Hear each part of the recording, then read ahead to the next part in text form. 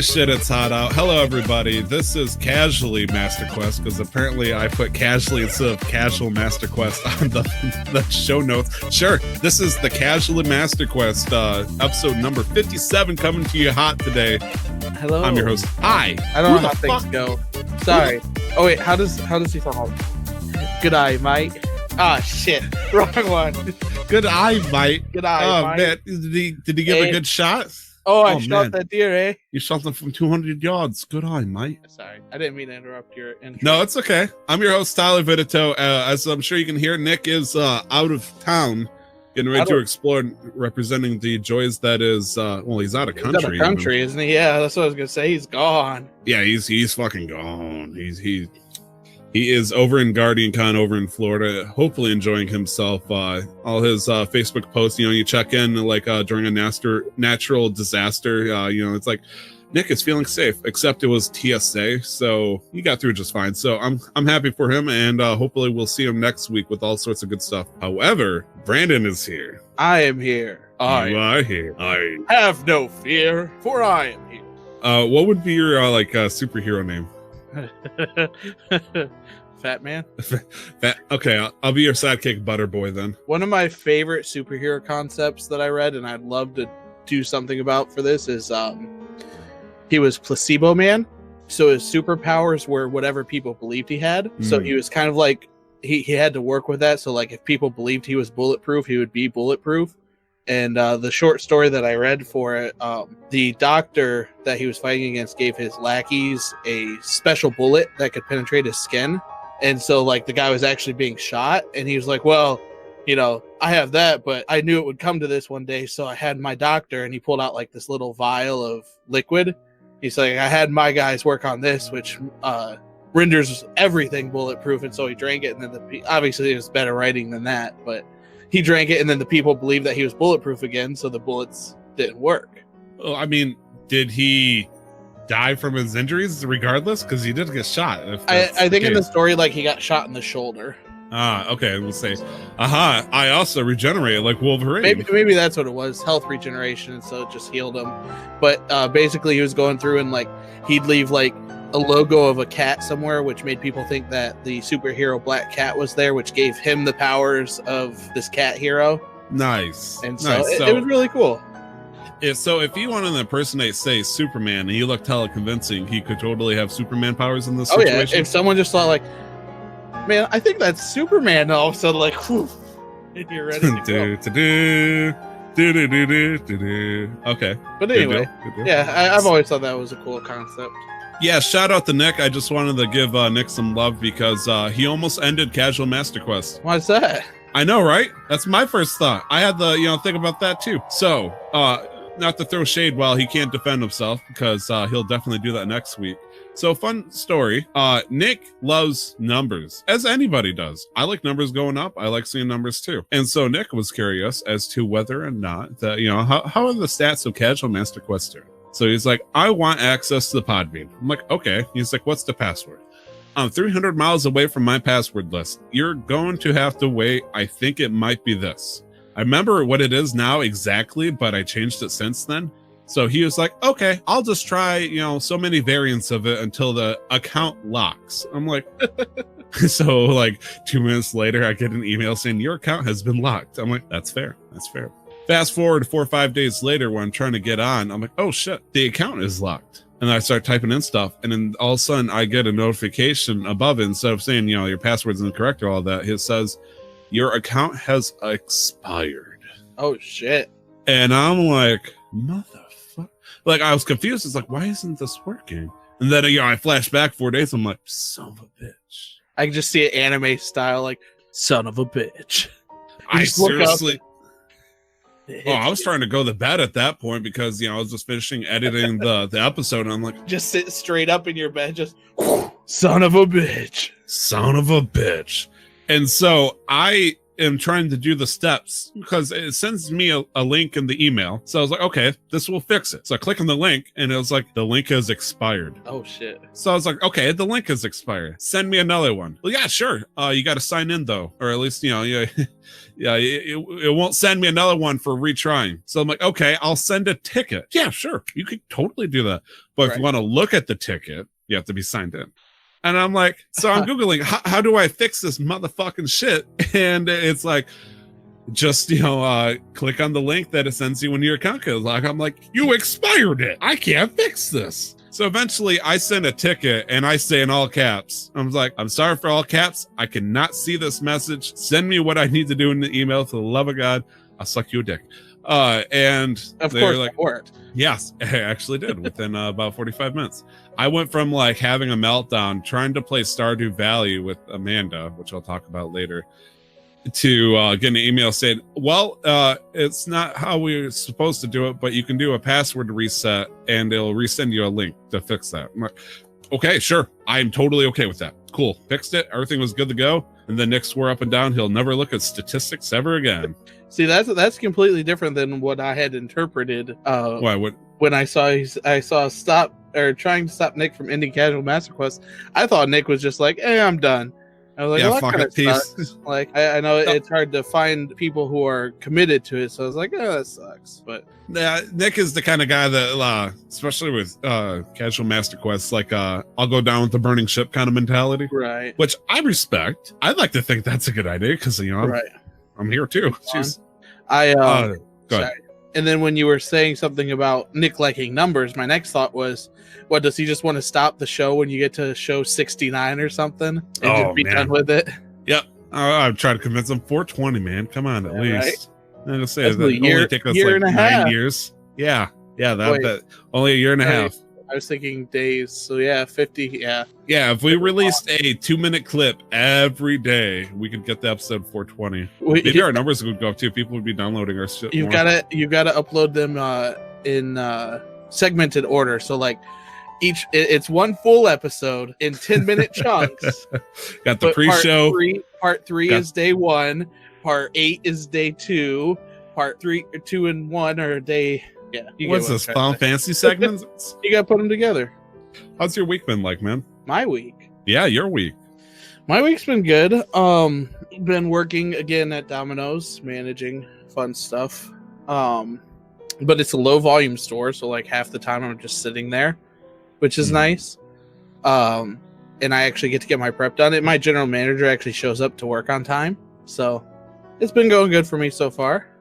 Oh, okay. You said that they do show up on time. They do show up on time. Okay, so you were complimenting them. Okay, I was like, we're about to say your opinions are your own and all that shit. I'm like, okay, no, he's talking good of them. That's good. That's good. And then there is one problem with my GM though. She had surgery to have a benign tumor removed out of her head. So she's out of work. She's been out for 2 weeks now, and recovery's another 2 weeks or so. So I have been working like a lot these last couple weeks. And that was the thing they were saying, like, we're going to move you down to, oh, by the way, I'm going to be working Monday through Thursday. So I have Sundays off again. Yeah. Are we about to pull Ghoul out of retirement? Are you thinking of maybe trying something new? I mean, no pressure. If you say I'm still gone, let's say I don't need the. I've got. I didn't mean to immediately try dragging you back into our D&D thing. But yeah, so I'll be hopefully doing that soon. But as it is now, I'm working 6 days a week for about 10-hour days, and I had today and yesterday off, so that's my relaxation. Then I'll do it for another week, and hopefully she'll be good when she gets back. But yeah, work has been a lot, but like I said, I got yesterday off, so can't complain. Good deal. Have you seen anything for the 4th of July yet? And this is Independence Day weekend for us. So I worked Thursday till about 8 o'clock. Hey, me too, except the 8 o'clock part. Yeah, 9 a.m. to 8 p.m. So it was a long day. And then I get a call from my sister that says, hey, we're over at the high school here. You should come by and come see the fireworks with us in Jordan. I was like, all right, cool, I'll do that. I get there. There is no parking. Like, they asked me to stop and get some food and a jug of water and everything. It's like, yeah, that's fine. So I got there like 8:30. No parking whatsoever. There was a church that was offering free parking, You had to take one of their pamphlets or whatever and put it in your car. Say you got to come to church on Sunday. Right. Yeah, sure, of course. They'll see me. But ended up parking there. It was like 5 blocks away. So I'm carrying this pizza, a couple 2 liters, and a jug of water. Well, as I'm walking 3-4 blocks away, my arms were just so sore afterwards. You poor thing. So I finally get there, and I get to the high school, and I asked them, I was like, all right, where's everybody at? Because Brooklyn came and met me it was about a block away and helped me out. But she's like, oh, they're over on the other side of the school. I was like, okay. So we walked another like half a mile to the other field, and we get there, and there's about half an hour before the fireworks start. I'm there like 9:20. They start at 9:50. Good. And we're sitting there, right? Sitting there having a good time, enjoying it, eating pizza, joking around. The fireworks started with 5 minutes. Jordan's just like, nope, I don't like it. I want to go home. Oh, and so we had to, we ended up staying for as long as we could. We tried different tactics. Like I told Jordan, like he has to shoot the fireworks because, you could see him going up. And so I was like, all right, shoot it. And he'd shoot it and then boom, and he'd cover his ears again. And he just doesn't like loud noises. That's his big thing. But well, Jordan and I are actually coming along the same mindset too, because I start my work day at 6 p.m. So as I'm sure you can guess, these past couple of days, I've been, hearing a lot of fireworks. Problem is though, I always forget that it's it's the 4th of July week. And so I'm doing my thing, walking around, all of a sudden I just hear this big explosion. What messes with me, I think what makes me jump a lot more is if I'm in the trailer, my trailer reverberates that. And all of a sudden, so I hear the boom, and the trailer will like vibrate, and it just scares the shit out of me. I'm like, what the? Is there a bomb? And it's like a sound chamber. Yeah, it freaks me the fuck out. And if a firework goes off near my truck while I'm driving it or moving it, it will legitimately shake the truck, like the vibrations, and it scares the shit out of me every fucking time. That's a different take on that, because you always hear about like dogs and veterans and stuff, but yeah, if you think about it, it's just a chamber.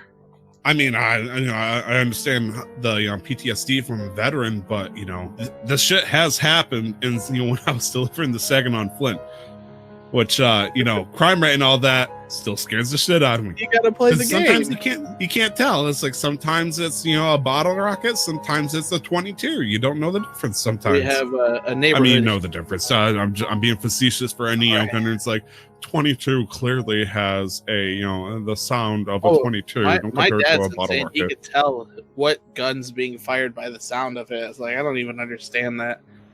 But our neighbors are avid hunters, and they're usually out shooting frequently, and they like to shoot in the air during 4th of July. So it is a hard game here of, was that a gunshot or a firework?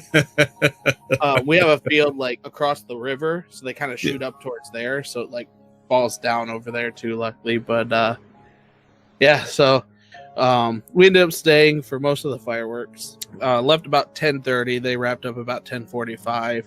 And I remember I had to walk that 4 blocks back, 4 miles. I had to walk 4 miles to my car. Jesus Christ, I am so sorry. No, I ended up walking 4 blocks back to my car, and by the time I got there, the parking lot was pretty packed already, so people were already starting to exit. And I parked in the back because I was like, well, it'll clear out from the back to the front. That's the way it should be, like an airplane. No, it didn't work out like that. I ended up sitting there till about 11:40 before I could pull out on my car. I just sat there on Reddit and just scrolled through for an hour sitting in my car. I'm gonna say you don't have anything better to do at that point, because you're gonna be sitting and waiting, my man. That's what I told Brooklyn too. I was like, I'm pretty much doing what I do at home anyway. I might have like a game on one screen and Reddit on the other, but it's not like it's wasting time. But anyway, man. So I haven't really gotten to celebrate too much of 4th of July weekend, or whatever you call it. I did have Thursday off, so I end up doing a barbecue. Was it paid? Yes, nice. It was actually. I know. Like I think about it, like, oh shit, it was. I did get money for that. It's so weird having a paid day off. I thought it was insane. Brooklyn had one too for Valvoline of all places. The instant oil change. Like she had a paid vacation. Wow, kudos to them. Shop over at Valvoline, everybody. This show is or this episode. Let's not get too crazy here. It's sponsored by Valvoline. We give our customers paid vacation. Yeah, and Valvoline wants to sponsor the show, though. Like we're not shutting them down. Yeah, no, I mean, I was looking over at Pennzoil, but hey, if Valvoline wants to step in with, the right thing. What's the new thing? The car cams, watch while you wait. God damn. I mean, I was always, I don't remember who said this, because somebody like drank from a can. They're like, oh, you know what this is? It's whoever pays me the most. Hey, it's going to be whatever you want it to be. I think you sent me that link. It was a YouTube channel or something. It could be a Coke. Could be a Pepsi, Dr. Pepper if you want, Monster. I'm listening. Yeah, sure. Yeah. I mean, it might say Monster on the can, but for all you know, I could have Folgers in this thing. This is coffee, my man. But shit. Had a barbecue. It turns out I don't remember how the grill is. There's only so much you can do the fuck up grilling, but I saw still your pictures. Yeah. Yeah. But I got it done. I cooked the burgers. They were in fact edible. And I've been stressing out these past couple of days because I had another family member pass away. Another grandma. Yeah. I'm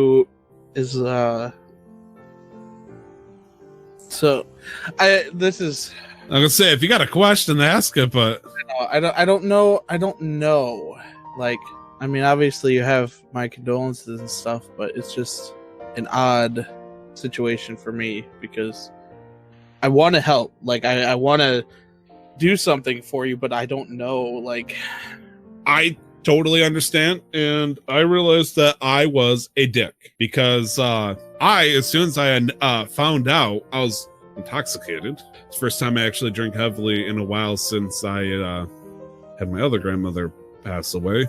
Right. And so I said on Discord, my little statement there because I was pissed and upset, but I was tired and I was trying to take a nap. And then when I woke up, I was like, I don't want to talk about this with anybody. Yeah. Like, I mean, I'm usually upfront with my feelings, but this one I was like, I just want to bottle it up. And so people who knew and people are trying to find her asking is like, hey, is everything okay? I just kept giving them one-worded answers because I didn't want to think about it. Right. Because I mean that one that happened a couple of months ago when I lost my great grandmother, it fucking shook me. And I realized anytime I hear the topic about older people, the elderly, I immediately start thinking about that and I get really emotional. And people have been, reaching out to me. I've gotten family, my closest friends have been trying to, talk to me about it and all that. And I'd like to apologize to anybody that hears this that I haven't been responsive about it. It's just I haven't really fully processed it yet. Yeah. I got a lot of mixed feelings with this person in life, and so having them depart on me leaves a lot of baggage for me to sort through. And you got to do it at your own pace. Oh, unfortunately, my grieving process has been playing one game, and one game only, Brandon. Me too. Well, yeah. So, what have you been playing, man? Me to go first? Yeah. Oh, I mean, do you want me to go first? No, it's fine. I can go first if you want. We both kind of have one titular game that we've been playing all week, but I have two, so... You just said that you had one titular game, but you have two. The thing is when I was playing the second game, I was also playing the first.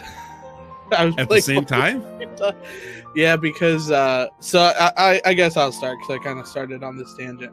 So you're bearing the lead. What's going on here? I've been playing Teamfight Tactics, which is the new auto chess game for League, which is fantastic. Like, I don't think I've played an ARAM or a regular game since it came out.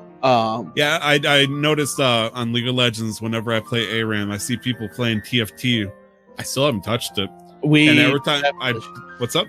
I said we definitely should. It's weird because everybody's like, haven't you ever played an auto chess game? And I'm like, no, I haven't. I play chess. Auto chess only came out like 4 or 5 months ago. Maybe a bit longer than that, but still.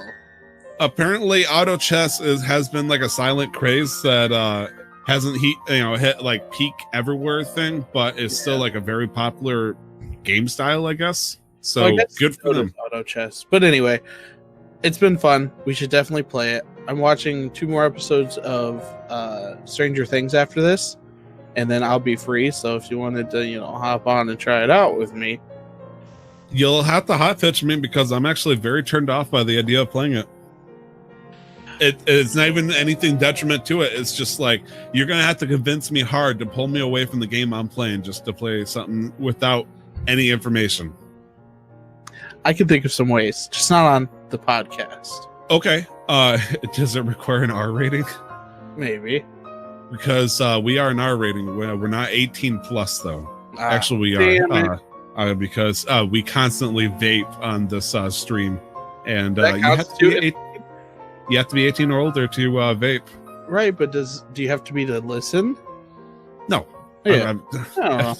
Reference of nicotine use. Yeah, rated M for mature. Yeah. But Because anyway, we fucking kill stuff. yeah, fuck, shit. Oh, we're gonna totally make this a M-rated stream session. That's for fucking sure. But anyway, so I've been playing Teamfight Tactics. Usually when I'm fishing or mining in Final Fantasy. Go on. So the Final Fantasy expansion Shadowbringers officially came out on Tuesday, which was the 2nd. Yes. Right. I'm not sure if it was on air or not. Nick, our podcast host. Sorry, there's this weird distinction because I got Nick Hill and then I got my best friend Nick. Nick Hill is actually pushing towards best friend status at this rate. So I'm scared. Oh boy, sorry, I didn't mean to threaten your territory. He was looking at me, he's like, I don't understand, Tyler. Shadowbringers is not supposed to be out until like the 2nd, but there are people who are playing it right now. What the fuck is going on? So it came out the 2nd, but if you pre-ordered it, you got to play in the early access, which started on Friday, the 28th. Square Enix making that bank, smart motherfuckers. The thing is, though, it's mostly a digital copy. So anybody who's going to buy it isn't going to wait till the 2nd to buy it. They're going to be like, all right, I've got some money towards it. I'm going to buy it now and be ready. Everybody has access to early access. You don't have to pay extra for it. So the official I was gonna say, pretty much might as well be the 28th. I'm not even sure if World of Warcraft comes with their expansions in physical form anymore. Yeah. I'm pretty sure they gone digital. So the kind of mindset that people buy a game from a store to install it from the disc, it just seems unheard of at this point. It's like if you're playing online, it means you have internet, therefore you can download it. And even like the collector's edition for Final Fantasy, you got a code. And then they sent you the box of all the physical items, which has like the statuette and the art book and all that stuff. Ooh, nice. I didn't buy it. No, fuck that. I'm not going to spend $150 on a game. So how's your bunny girl? Oh, she's cute. She's cute. Okay. Yeah. That's nice. I was expecting some kind of response, especially since I just called her simply a bunny girl. But the fact she's cute. She's a Vera from Final Fantasy 12. Thank you. I apologize for being Final Fantasy racist. It's all good. Everybody's a little bit racist sometimes. Doesn't mean we go around committing hate crimes. Right. I really want to continue that, but I feel like that would ruin the joke. I will totally debunk into a musical if you want to. You said you wanted a if everyone will just admit that everyone's racist a little bit. Oh, fuck. Oh, no. Brandon, you were the one that just... Hold on. I have to sing it in my head. Okay. I'm going to look it up verbatim. Oh, God. I feel like it starts with maybe. Maybe we can all... No. Fuck, I really don't know. I mean, I was actually wrong on it, if it makes you feel better. Here, let me change the lyrics in order. Right. Look around and you will find... No one's really colorblind. Maybe it's a fact we all should face. Everyone makes judgments based on race. No, not big judgments like who to hire or who to buy a newspaper from. No, just little things like thinking that Mexican busboy should learn to speak goddamn English. And there goes our viewers.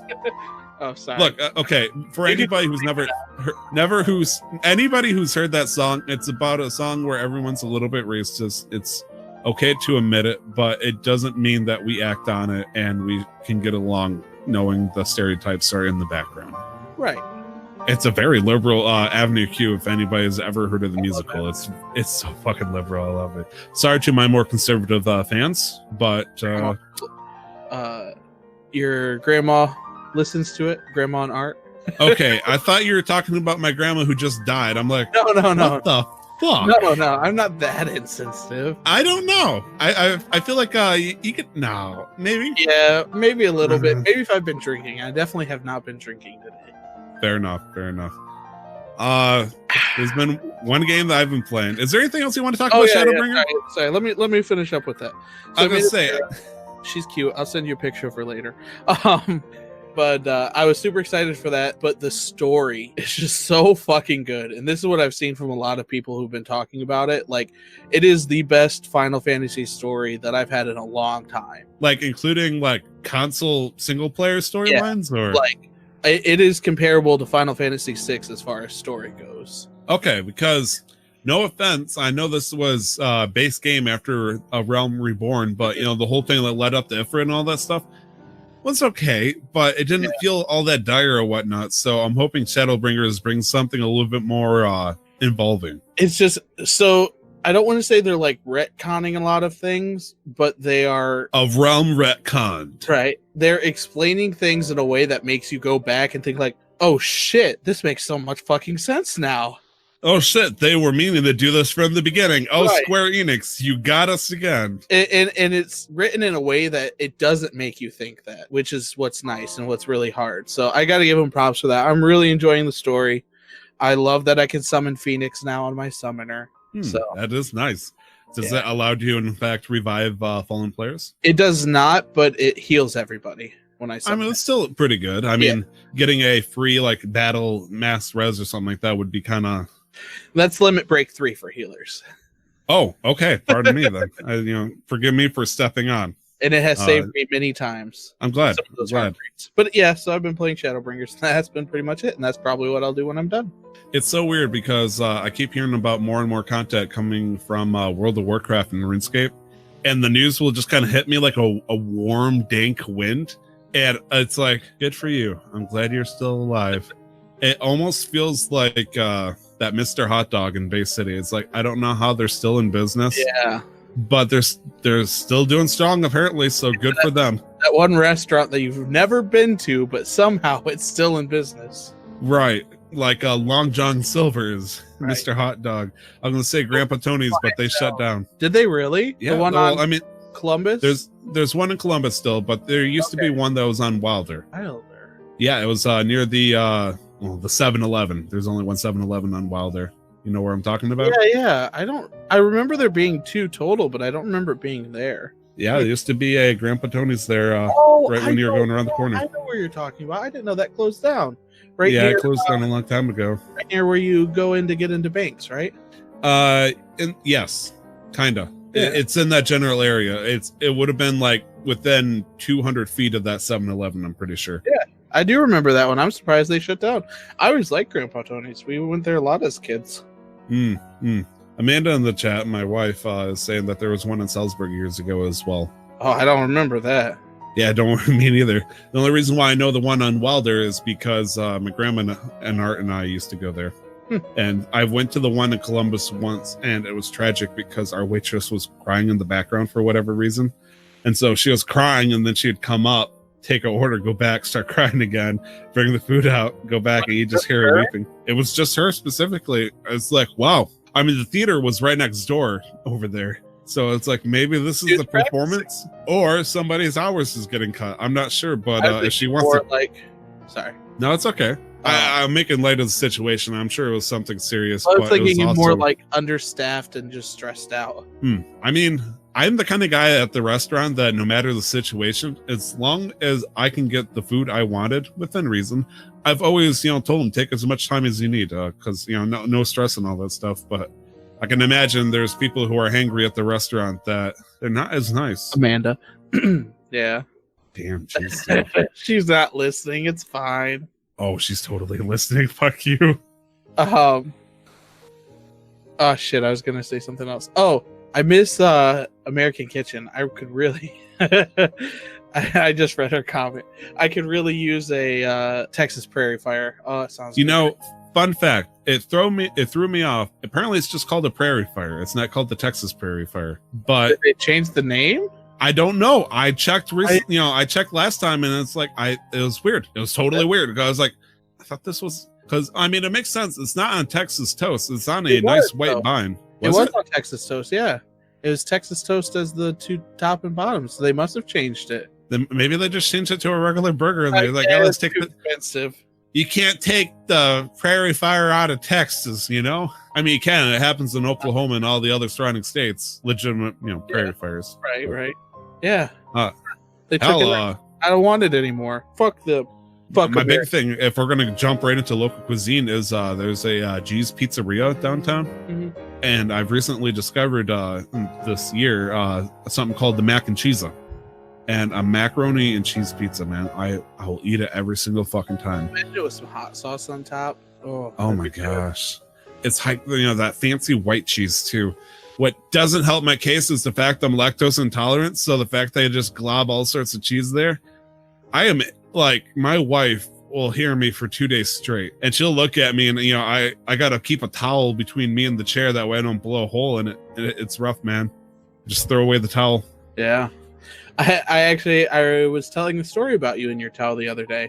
When we went to Cedar Point and you had your towel around your neck to stop the sunburn and all that. Do you remember when you went on the swings and your towel started flying away from you? Yeah.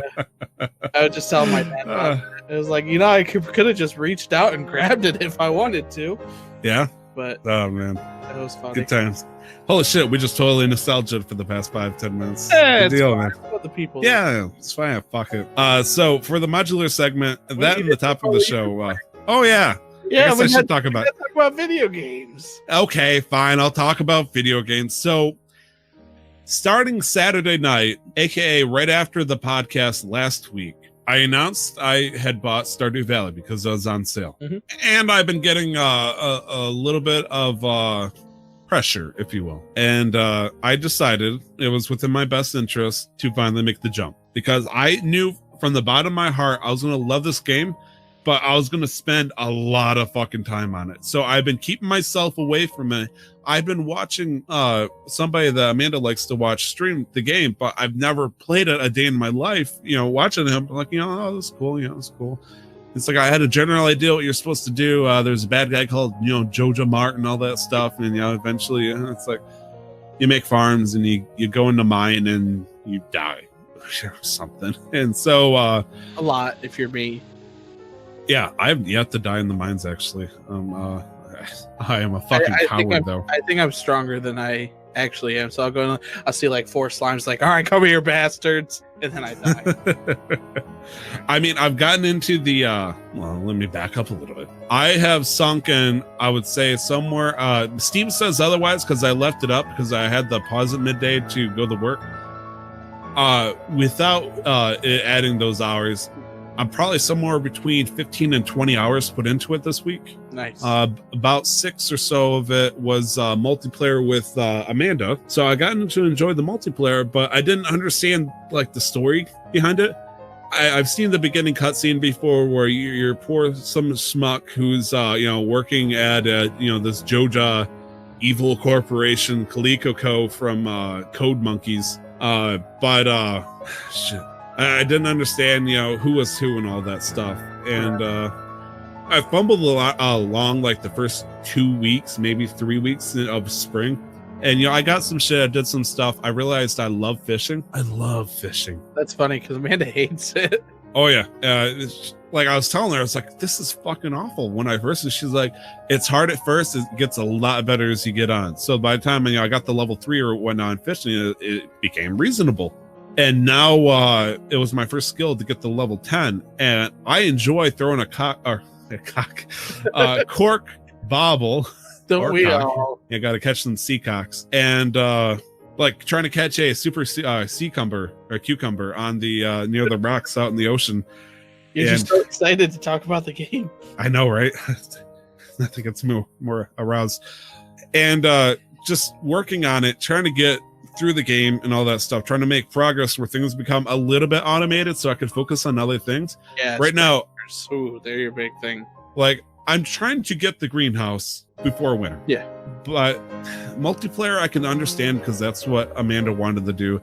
Doing it by myself, I feel like it's going to be very hard, especially with the animals, because I haven't been really on the uptake with the animals specifically. Right. I pushed it off. And so I now have a farm that has somewhere around 250 crops in it during the fall. Nice. So I got a side to side fucking farm ready to go, but I have a level 1 barn and a level 2 coop right now, and so I want to upgrade those. I need to upgrade my tools and stuff too.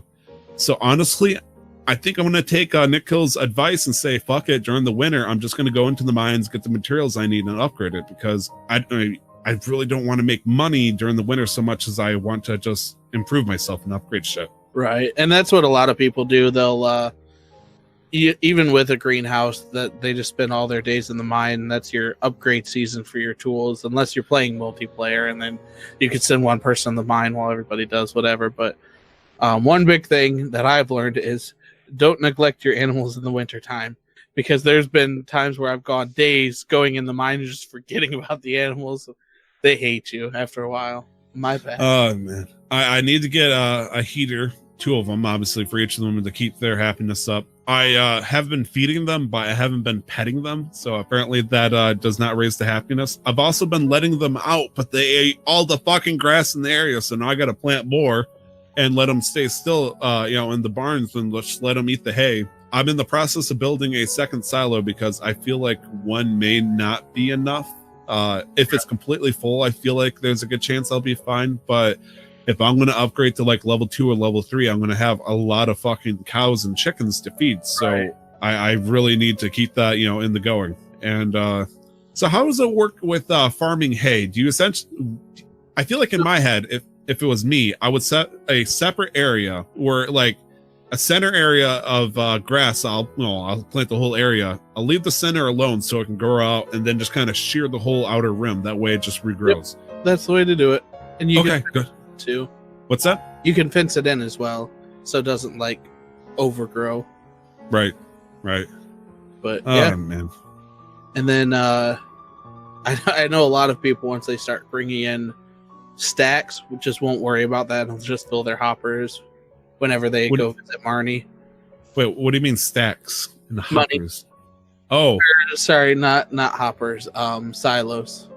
Fair enough. I mean, there is auto feeders once you get to level 3. So, I mean, that's something I'd obviously like to get in the long run. But at the same time, it just sucks because it's like to get the greenhouse, you got to get large goat milk. You got to get a large duck egg or just regular duck egg, and I think. And I can't get that yet. I think, get the goat. I need to get to level 2 farming house, and then I need the wool, which is fucking level 3. And it's like, Jesus Christ, that's a lot of money. I'm afraid I'm going to deforest the whole fucking area too. Oh, you will. You do. You have to remember to plant trees if you want wood, or you could buy it eventually. But and speaking of which, I thought I was smart by being ahead of the game by planting a bunch of trees to put tappers in. Mm-hmm. What I failed to realize was I only put maple and pine trees, which means I didn't put any oak trees down, which means I don't get oak resin, which means I can't make kegs for wine. Yep. And so I planted 40 oak trees. So I guess during winter when it's dead, they still collect resin apparently. So I got that going for me. And then I realized I'm now in the situation to where since I put in like 34 or so quality sprinklers, I spent all my gold, my iron, and my refined quartz, and my coal. So my main focus right now has been going into the mines and trying to replenish that and all that. And it feels like a constant struggle. You always want something more, so you need to get more of something. And that's one of the big things for the game too, is it doesn't get boring because there's always more to do. There's always something to fucking do. So, fun fact, you know how you can marry somebody, correct? Oh yeah, who are you going for? So this is actually really dark, if you will. Do you remember in the very beginning you have the egg festival? Yes. I was very confident after doing a multiplayer with Amanda. I got 6, she won with 7. And my single player, I got 8, and I still fucking lost. What? I still lost. I'm like, I wanted my fucking hat. I wanted the hat. You get a straw hat for winning it. I think you could lose with 8. I didn't think I could lose either. I am not kidding. I got 8 eggs. I still lost. I was bewildered. I was mad. The person that beat me was Abigail, the purple-haired lady that is the daughter of Pierre. So guess who I'm trying to marry to show dominance? Oh, I'm joking. No, I didn't mean to kill you there. Jesus. I inhaled to respond to that, just like something got stuck in my throat. I'm having like a 4-season power play right now, trying to convince this lady. Maybe, you know, if she marries me, I'll have ownership of the hat so I can wear it or something. You gotta give her those amethysts. I've been getting her amethysts. I've gotten a bunch of gold star pufferfish. I've been doing pretty good with that. I have enough stocked up to get us through fall and winter. So I usually go between Abigail or Leah. So I mean, I had no preference because I didn't know their characters and whatnot. And so when I announced to Amanda my devious plans, my marriage was still secure, so I'm happy for that. I'm allowed to marry somebody in the game. She's gotten with in Stardew. Oh boy, yeah, no, that's true. That's totally true. And so it turned out, Abigail's like the geeky girl who wants to, I'm going to be strong. I'm going to learn to play the sword and go on adventures and prove I'm not someone who just cooks in the kitchen. I'm like, good, because I have a feeling the moment you marry me, you're actually stuck in the house and not able to leave or do anything, which is kind of upsetting, actually. It feels like if I marry her, I take her freedom away. And that's kind of fucked up. That's what happens in real life, too. I don't want to imprison her for winning a straw hat using bullshit. Yes, you do. I feel like she fucking painted her own eggs and had them with her already. She had like 20 or something like that. It's just fucking rocks she painted. I found these guys. That bastard. But yeah, I've been playing a lot of Stardew Valley. I've been having a good time. I'll drop any stories if I ever get any. But honestly, it's just been the fucking grind, baby. Holy shit. Emily, Abby, Sebastian, and Sam for Amanda. Yep, she's a little worker, isn't she? I do like Emily too. I've never actually gone for Emily. Maybe I'll have to in my next game. I'm kind of vanilla when it comes to like video game romances. I'm like, my first thought is who gives me the most benefits, because I'm not one for romance in video games. They give you gifts, I believe. Do they? I think so. I might be thinking of a different game, but I think they do give you gifts. Amanda can confirm that in a minute. I mean, if this is sad to say, my only reason why I'd want to marry somebody is to make sure I get the Iridium statue at the end of year 3. But I figured you might as well go for the ride. If somebody can beat me in a game, I got to respect them and hopefully get it better with them, and then eventually, community relationship, get my hat back. I know it's not my hat, but I still want it. That'd be funny. You should have a chance to win it next year. Don't worry. Yeah, that's true. Oh man, I was about to say maybe if she's in my house, she can't leave, so she won't be there. So why is it okay? Let's say hypothetically, she doesn't win this year. I got like 10, but then Emily gets it. You can have divorces in the game. Can you really? Yeah, so you could divorce Abigail and then go for Emily. Oh no, don't tell me that. There's No. I saw someone posting on Reddit, his goal, and he succeeded in this, was to marry, have a child, and divorce every character in the game that it was possible for. And he succeeded. Jesus, that sounds horrifying. Yeah. But yeah, I think when you get married, and this is what I was asking you earlier, man, is do they give you gifts? I can't remember if like you talk to them and they'll just randomly give you like a cake or something. That would be nice. Your kids turn into doves and fly away when you get divorced. People that listen to the podcast can't hear my jaw dislocate.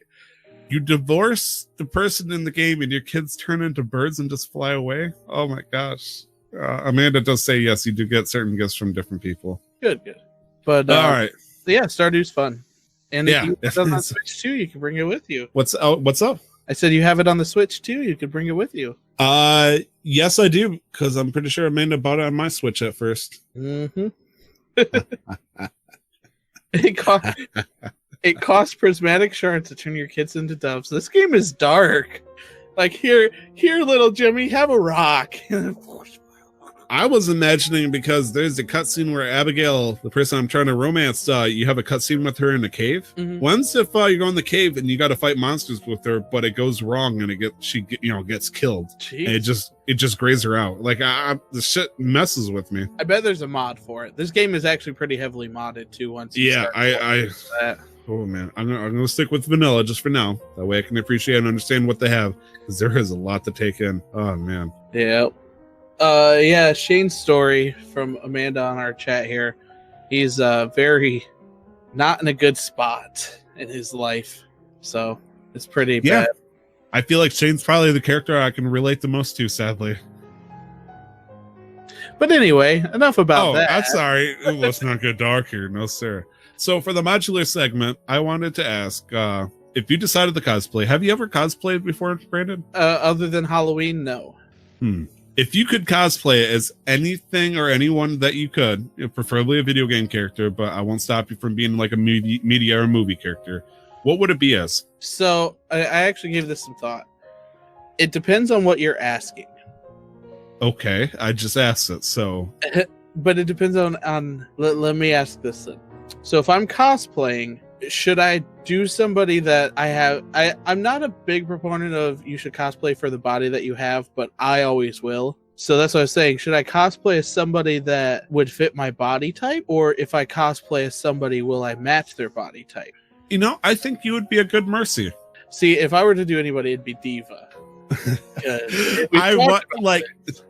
Ironic or no, the fact that the idea of you cosplaying as Diva, I think would gather a lot of attention. I think it would be hilarious. And I would really enjoy that. But I mean, on the Overwatch thing, I probably should as like Roadhog or Reinhardt, maybe. Right. Like, do you remember from high school DxD? There's the character, the big guy who wants to be the magical girl. Yes, yeah. I imagine that's me, like trying to be Star Guardian Lux or something. We could I'll go as Madoka, and you can go as oh fuck. Who's the blue-haired girl? Her friend. Oh god. Not Homer. But yeah, we'd go as magical girls. Oh man, now I'm curious now. Let's see, Madoka, blue-haired girl. Oh, blue-haired guy. Sayaka. Yes. I'd go as Madoka, you'd go as Sayaka. We'd call it good. I was hoping to be the lady who got her head bit off, but sure. Maybe. That works too. Yeah. I'm sorry, didn't mean I got ahead of myself. I had a little bit of PTSD there. I had to give myself. Also, I just got your pun. Shut the fuck up.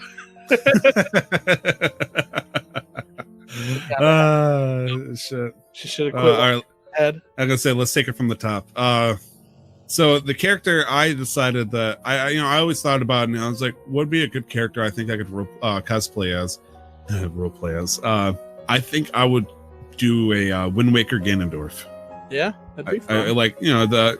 He's tall, menacing. He's got the nice sideburns. He's got a belly, and you can cover most of everything else with that big black cloak. So I think it'd be fairly easy for me to do. I could do like the King of Hyrule. Oh, you totally could. Yeah, we could just go back and forth. All right, Brandon, I'll give you $20 if you can name it without looking it up. What is the full name of the King of Hyrule and Wind Waker? Lord of the Red? King of the Red? King of Red Lions. No. Yes, that's true. I'm saying he has, it ends with Hyrule, his full legitimate name. Oh. Yeah. I don't know. Don't worry, I don't know either. So, I was just curious if you knew his full name. No, I just knew King of Red Lions. Oh, man. His name is Daphneus Nelhansen Hyrule. I had no clue. Yeah, he had a big overstretched name. It's like, why they gave him that? Sure. Why the fuck not? Wind Waker is full of mysteries, and I like to do things big. Size-wise, like just pure cosplay.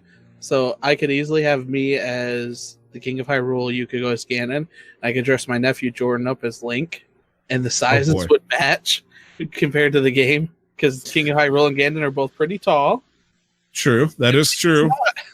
Man, we'd have to could get Jocelyn or something, like have her cosplay as Zelda or something like that. My little niece. Oh man, do you have a favorite cosplayer, or do you have a favorite type of person that you like seeing cosplay or cosplayed as, rather? I've only actually been to a few conventions, and I need to go to more. There's a couple coming up here. I know Matsuri Con and Dragon Con are coming up, or Wizard Con are coming up. But the only one that I really have ever like followed and was she's done some cool stuff. Her name was Princess Morgan. Okay. I think I mentioned it to her when I went to GDEX. But she did a Buet cosplay.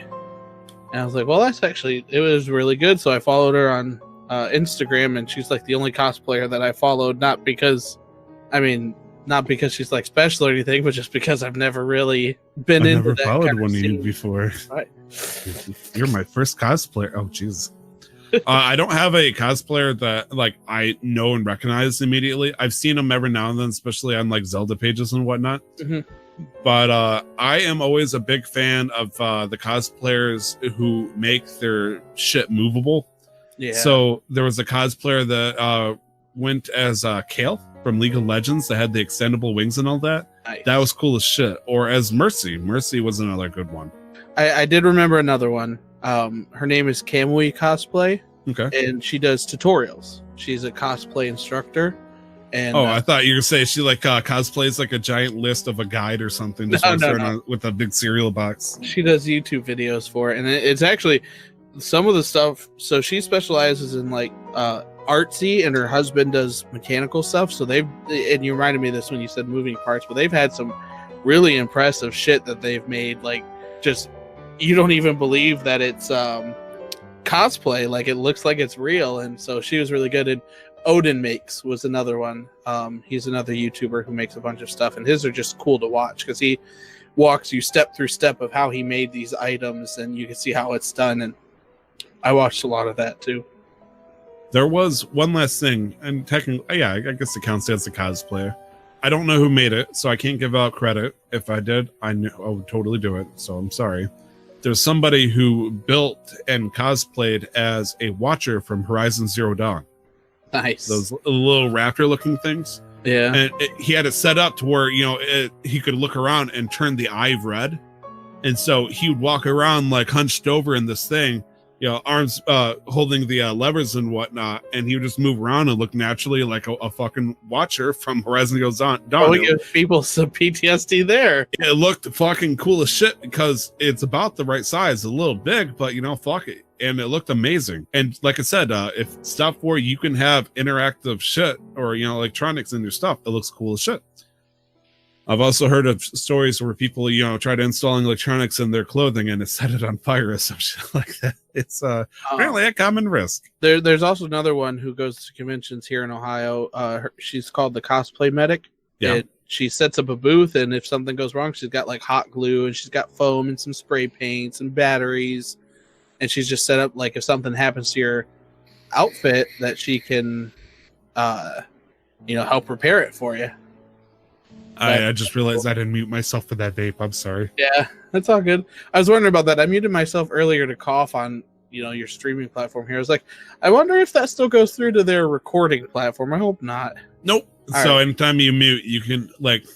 There I have times where Amanda will either watch me or she's just doing her thing, and all of a sudden I will just like mute myself while Nick is talking and snort the biggest loogie and stuff because my audience doesn't want to hear that kind of shit. Right. But Amanda can hear it, and she's like, "Did you just do that during the podcast?" Get the what the fuck look, and it's like, "Hey, I'm sorry, I get nasally sometimes. It gets a little warm." And oof. You ever like take that breath and like some phlegm gets in the back of your throat, and you just go like, "Oh," and like, "What the fuck was that?"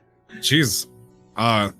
Apparently, I'm not sure if this is like a open secret or whatnot. I often cough like maybe once every couple of weeks of what I call swallowing down the wrong pipe, where saliva accidentally starts going towards your lungs instead of when you swallow it towards your stomach.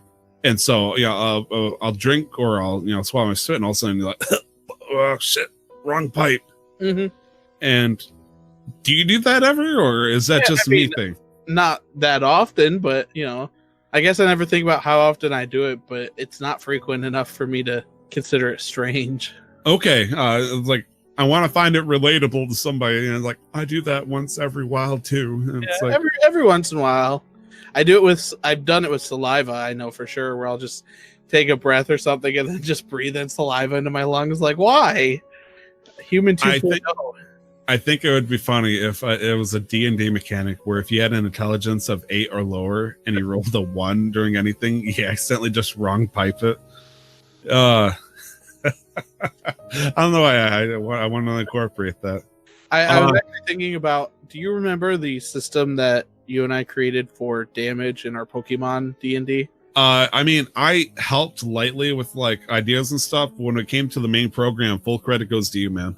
I was thinking about it the other day. I was like, it doesn't have to be Pokemon for that. I was like, imagine creating an entirely new module, like non-copywritten, like just create your own D&D game with that. I was like, that would be kind of fun. Turn all the Pokemon attacks into like different moves and stuff instead. Right. And so that'd be a great idea.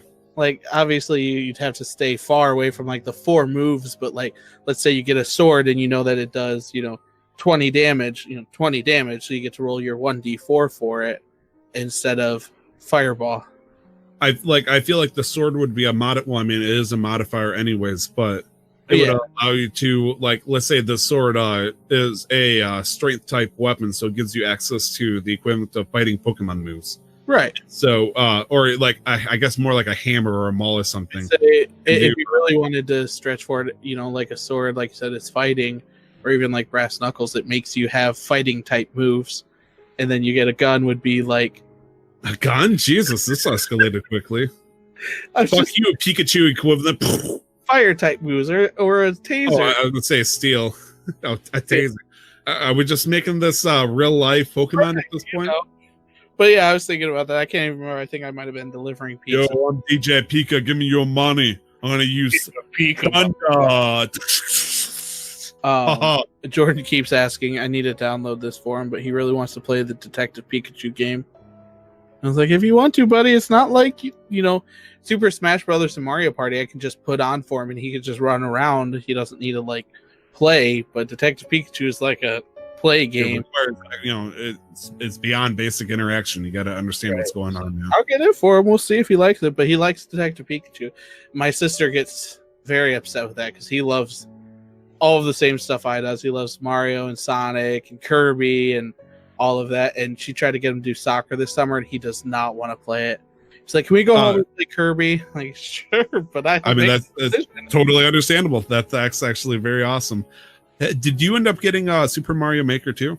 I have not yet, just because it came out during the same time as Final Fantasy. That's totally fair. I will be picking it up, but it'll probably be in a couple weeks. I imagine you buying that to make levels for Jordan, just to kind of break him in and show him the tough love of life. Like how my first and only level I ever played in Super Mario Maker was yours. You told me to make it hard. Yes, that's fair. But the fact that you probably sat there for 10 minutes trying to make that one block and that one fucking Koopa or whatever, it was whatever.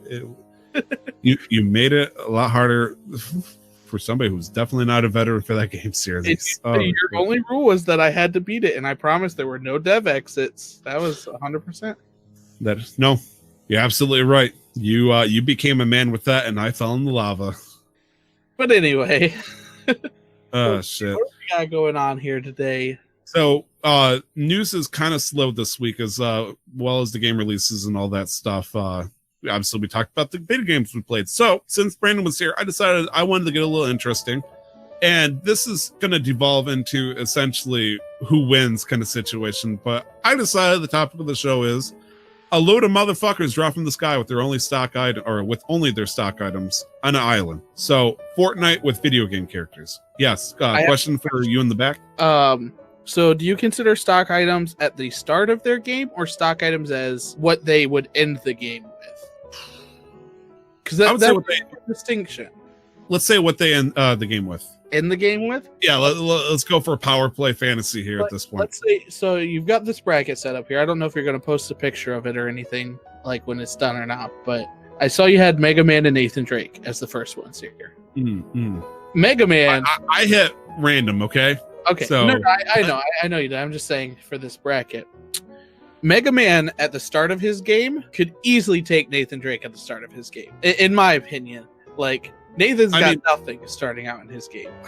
True. Okay, let's say at the end of maybe not their titular first game, but your average game. Okay. We'll pick a game that you'll make an argument out of it, like if different games give them different power-ups or whatnot, and we'll argue it off of that. How about that? Sounds good. So we got a tournament bracket, essentially simulating 32 different video game characters that are going to, duke it out and eventually, meet each other at the end and see who wins. I picked random characters, so it's not all your, popular characters, but, some of them are actually very popular. So we got characters like Brandon said, Mega Man. We have Nathan Drake and 30 fucking others. So basically, I'm going to run down the list. Who wins in each fight? I didn't read that one. You're third from the bottom. Third from the bottom. We'll see what happens. This will be funny. I'm not going to name them off in the row because we're going to be talking about them fairly quickly here. Are you ready for this? I'm ready. All right. Giant bomber plane is... Well, I'm not doing the school bus. I'm not doing the fucking school bus. I think that might be even copywritten. Yeah. Okay. So giant bomber flies over an island about 10 miles apart. 32 motherfuckers drop from the sky. They all land. And within the first 5 minutes, they each encounter another player or character. So we're going to run down the list. We're going to say they retain their... What's up? I was going to say that'd be a good way to consider it. So as we get through each round, they collect more items from their game. Oh, you feel like if they can use an item from their fallen enemy? No, not like from their opposite one. That would make it too complicated. But like this first round is if you just push start on their game and you played. Oh, basic. Okay. Yeah, and then round 2 would be like, let's say you've beaten 2 or 3 bosses or 2 or 3 levels, and then round 3 would be middle of the game, and then the final, the end of the game. Well, we'll say there's 5 rounds technically. So let's say round 1 is just press start. Okay, fuck, let's do this.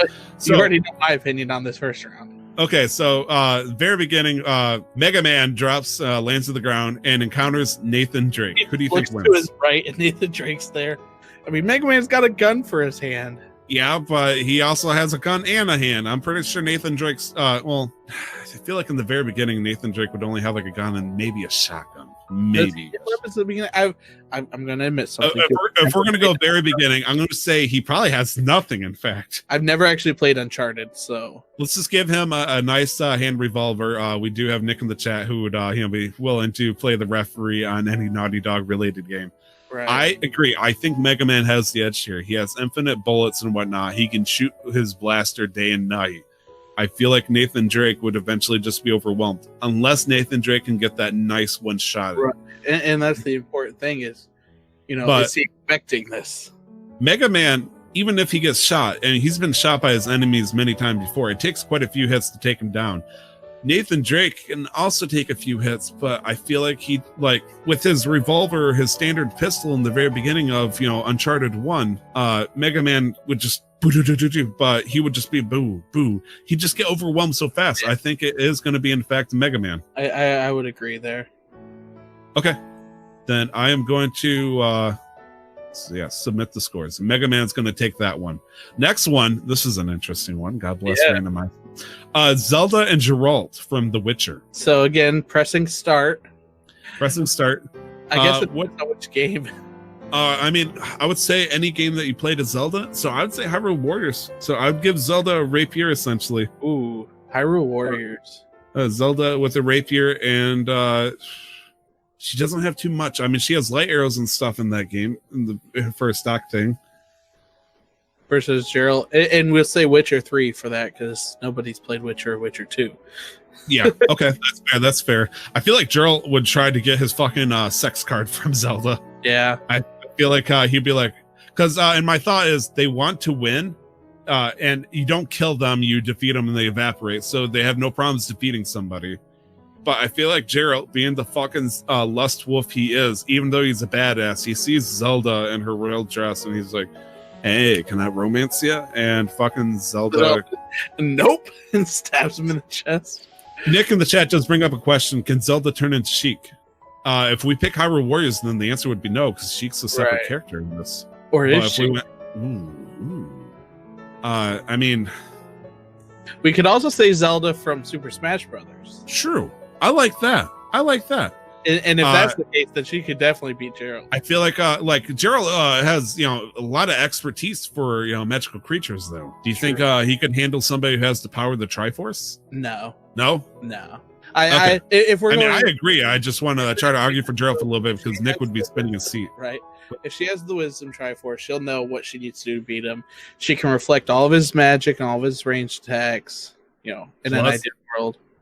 I will say, I'm gonna have to give it to Zelda. I mean, I'm not saying because I'm a Zelda fan and I'm a little biased here, but I think that's the case. I'm gonna give it to Zelda. All right, next down on the list is Ezio from Assassin's Creed versus Birdo for Super Mario Land 2. Birdo can shoot eggs that can destroy a man. Ezio can climb on top of it.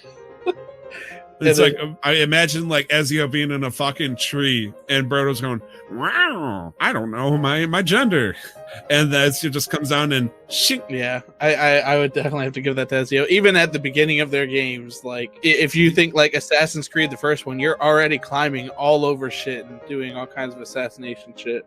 I feel like Birdo wouldn't have a chance here just because I mean I don't know where Birdo had a chance with anybody here, but I decided to put him or her or him.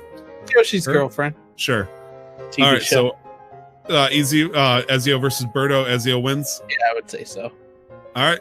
Oh man, life is easy here.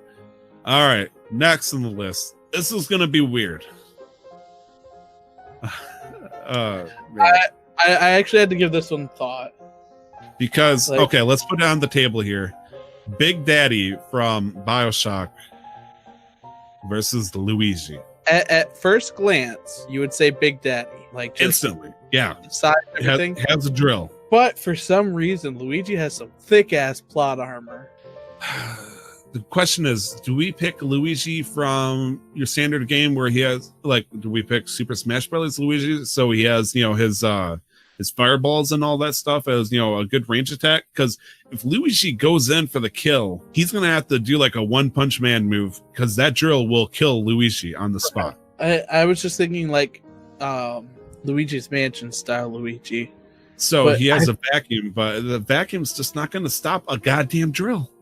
And I really want to say Luigi would win, but this is one of those hard ones to decide because I feel a Nintendo kind of crazy way Luigi would win.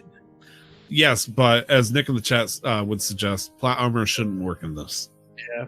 I mean, Nintendo has protected other things, whereas Big Daddy, is a killable character. I don't think we should make that a relevant thing here. Right. I think Big Daddy would he would charge after Luigi. Luigi would run.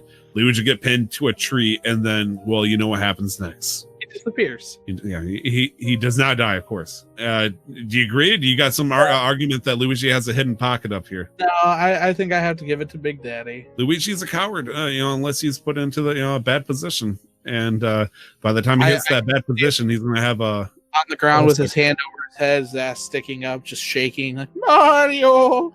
And Big Daddy's like, Big Daddy's psychology. Big Daddy drills him. Oh boy. All right, next on the list, Lara Croft from the Tomb Raider series versus Goofy from Kingdom Hearts. Ooh, from Kingdom. I wasn't even thinking that. Video game characters, man. So I was thinking Mouse Clubhouse. Goofy is tanky as shit, and he also has a hell of a good shield. So he's pretty defensive. We've also seen in weird cutscenes, Goofy can nearly teleport to protect somebody. Example is Kingdom Hearts 1. Goofy and Donald are standing right behind Riku when Riku is trying to kill Sora after getting the Keyblade. Riku will shoot a darkness blast 20 feet, and within half a second, Donald and Goofy teleport in front of us. So we have... super flashlight strength. Goofy also has the ability to take a giant rock to the head and survive. However, Lara... I just remembered that. The fact that Goofy got killed and then survived in Kingdom Hearts 2. They just like, oh, Goofy's dead. Let's keep going. But he lives. I get hit by that, stuff like that all the time. Lara Croft, on the other hand, in the very beginning, she has a bow and a grappling hook thing. So the question is, can Lara Croft beat Goofy, who is willing to beat her down into submission? I don't think so, because even at the beginning, Goofy's got shield bash and all that. He can do that running thing where he runs towards him with the shield. let's say for the sake of the argument, they're 50 feet apart. They can see each other, tree coverage. She has the bow and whatnot to shoot him, but he could totally cover it. And I feel like even if Goofy takes an arrow to the knee, he doesn't turn into a Skyrim guard. I feel like he could charge down on her. Does she have the strength in the beginning of the game and the agility to, let's say, use her grappling hook to take that shield out of the way and then hook him in the neck or something like that? She's done it before to plenty of bad guys. I think I'd have to go with Goofy. Nick says Goofy or Lara Croft because Goofy dies by a rock. But I know. Which Kingdom Hearts? I'd say Kingdom Hearts 2. Kingdom Hearts 2 Goofy. The big Goofy. The big goof. Yeah. Part of the goof troop. I would have to say Goofy. Because I just don't think Laura has enough items starting out. No, I think if Goofy had lethal intent, he would have daddy energy. Big daddy energy. Gotta mention if it was Kingdom Hearts 3 Goofy, though, you start out with all the fucking the move where Sora picks him up and throws him and smashes him to the ground and carousel rides. He just launches in the air and Valkyrie drops.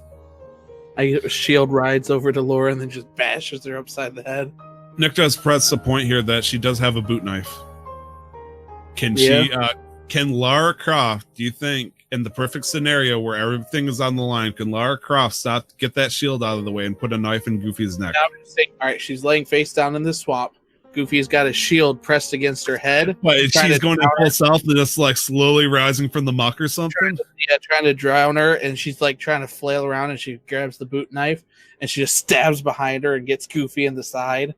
I feel like Goofy does not have a weapon. I mean, the shield is a weapon, but he would just be bludgeoning her to death. Also, if Lara's 50 feet away, she could totally run around, get the drop on him. Like, she could just drop herself in mud and press against a tree. Goofy has absolutely no perception. Just looking around. Oh, where'd she go? Oh, I think there's a lucky emblem over here. Yeah, I don't know. It's a coin flip. This wouldn't be hard. This was a skill matchup. Yeah, this is actually a good one to talk. I think Goofy, if this was, protect the king and all that stuff, full strength. Problem is, though, we've seen full strength Goofy. It's not actually all that impressive. I think Laura has enough versatility. I think she would win. But if you feel like Goofy would win, this would be the last argument here. It's hard to say. I'm going to flip a coin. You're going to flip a coin on who you vote for? That's how this works. That will be Laura. Oh, shit, it's heads. What does that mean? Laura won. Okay. In my All right, we're going to submit it for Laura then. Okay, so Laura's next. All right, next on the list, Dante from, let's say, do we want the remake Dante or do we want Devil May Cry 4 or 5? Make 4. It's a classic. Okay. So Dante versus Doomguy from Doom. I feel like Dante would be all about the flair, but the moment Doomguy gets a hold of him, he would Laura kill him so fucking quick. Dante would go around swinging his scythe and everything, and Doomguy... Yeah, thinking about cool stuff, and he just grabs him by the head and just crushes him. Yeah. Like, I want to give Dante more than that, but Dante is more about flair when handling hell, and Doomguy is just straight to the point, vicious. Yeah. He's a murder machine. Even at the beginning, like, no weapons, that's just how he is. He's got his gun. That's all he needs. I'm glad we're able to get through these within reason. Oh boy, next one. Naughty Dog versus Rare. We got Crash Bandicoot versus Banjo and Kazooie. This is a bit more cartoony, but I think... Oh, man. I feel like Crash Bandicoot, Nick is asking in the chat, is Dante a demon? I mean, technically, isn't he part demon or something like that? I don't know too much about his lore, so I feel like Doomguy would, it's like, this is his natural prey here. Right. It was just too easy of a matchup. Crash Bandicoot versus Banjo and Kazooie. The big question is, what does Crash Bandicoot start in the beginning of the game? Same thing he's got at the end of the game, his spin. Yeah, I was going to say, a spin attack, his lucky sneakers. Banjo Kazooie doesn't have too much either. It's got a slide attack. True. So... I feel like, they're both technically melee at that point. Kazooie would be able to shoot eggs and shit to, fuck him up. Nick in the chat is saying he has more abilities. Does he in the very beginning of the game when you press start, though? Because this is press start moves right now. I feel like it just... Go ahead. I was going to say, all I know is he's got the slide and, like, a peck. We're going to need to bring an expert in. Amanda, as the Banjo Kazooie expert, what moves does Banjo and Kazooie have in the very beginning of the game? Jump pound. Okay. Oh, that'd be a good one. Peck. Yeah. Okay.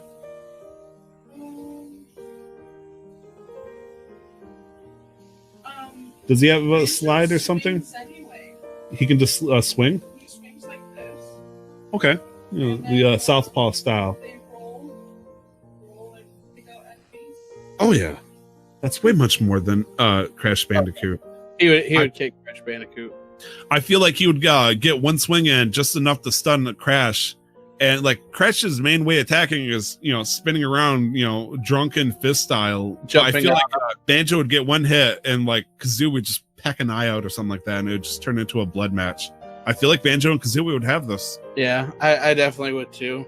Okay, then I am going to give the win over the Banjo Kazooie. Good. So this one is really weird. Solid Snake versus Sonic. While you were asking Amanda that, I was watching a YouTube video of Solid Snake versus Sonic on Super Smash Bros. Ultimate. Oh boy. Well, I mean, this is beginning of the game, which unfortunately means Sonic has early game like a motherfucker. Yeah. I feel like much as I'd want Solid Snake to win, his ability to he could get behind a tree and after 2 seconds his Octocam will turn him nearly invisible. Sonic sees him even for a split second. Yeah, he'd be done for. Beginning of the game, he has Snake has a trank gun and I believe a pistol, but he's Sonic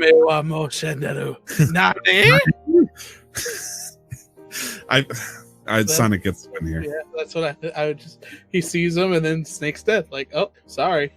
All right, next on the list, this one's actually gonna get fucking crazy here because it's fucking Daddy Kratos from Gears of War 4 versus fucking Sephiroth. This is random, I swear, guys. So Sephiroth is the one-wing angel, but at the beginning of his presence, so he's just a man with a sword, a big-ass sword. Right, if you're thinking at the village before everything goes down. Yeah, over at Nibelheim. So he is a badass soldier character from Final Fantasy VII with a massacre. What was they fought something right at the beginning of the village there? Green Dragon, yes. Green Dragon.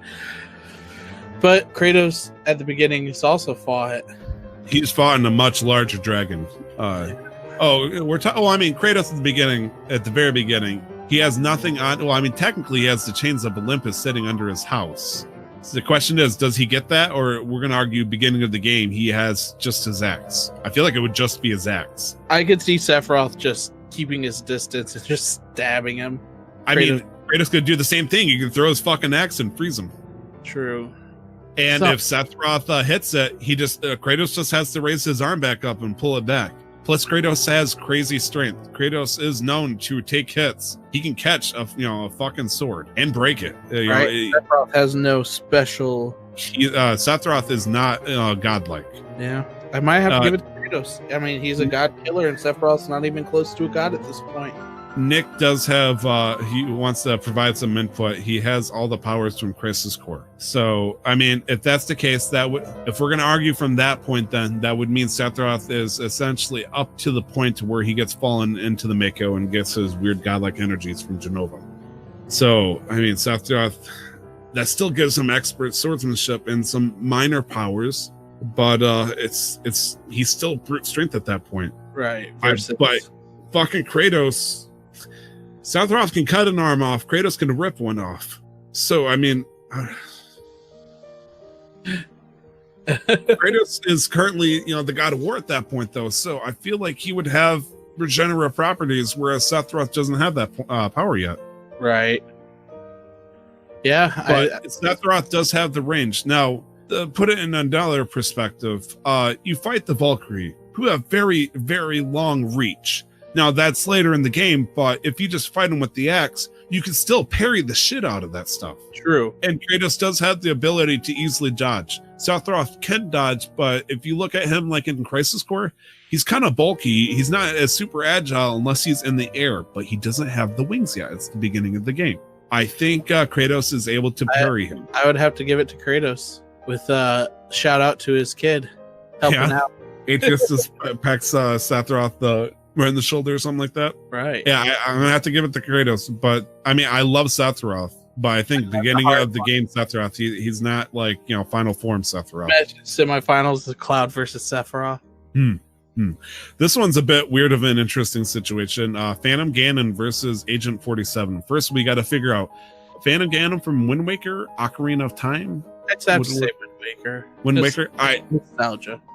I mean, yeah. Plus, I'd like to think that Wind Waker, Phantom Ganon has the you know, a bigger repertoire, if you will. Yeah.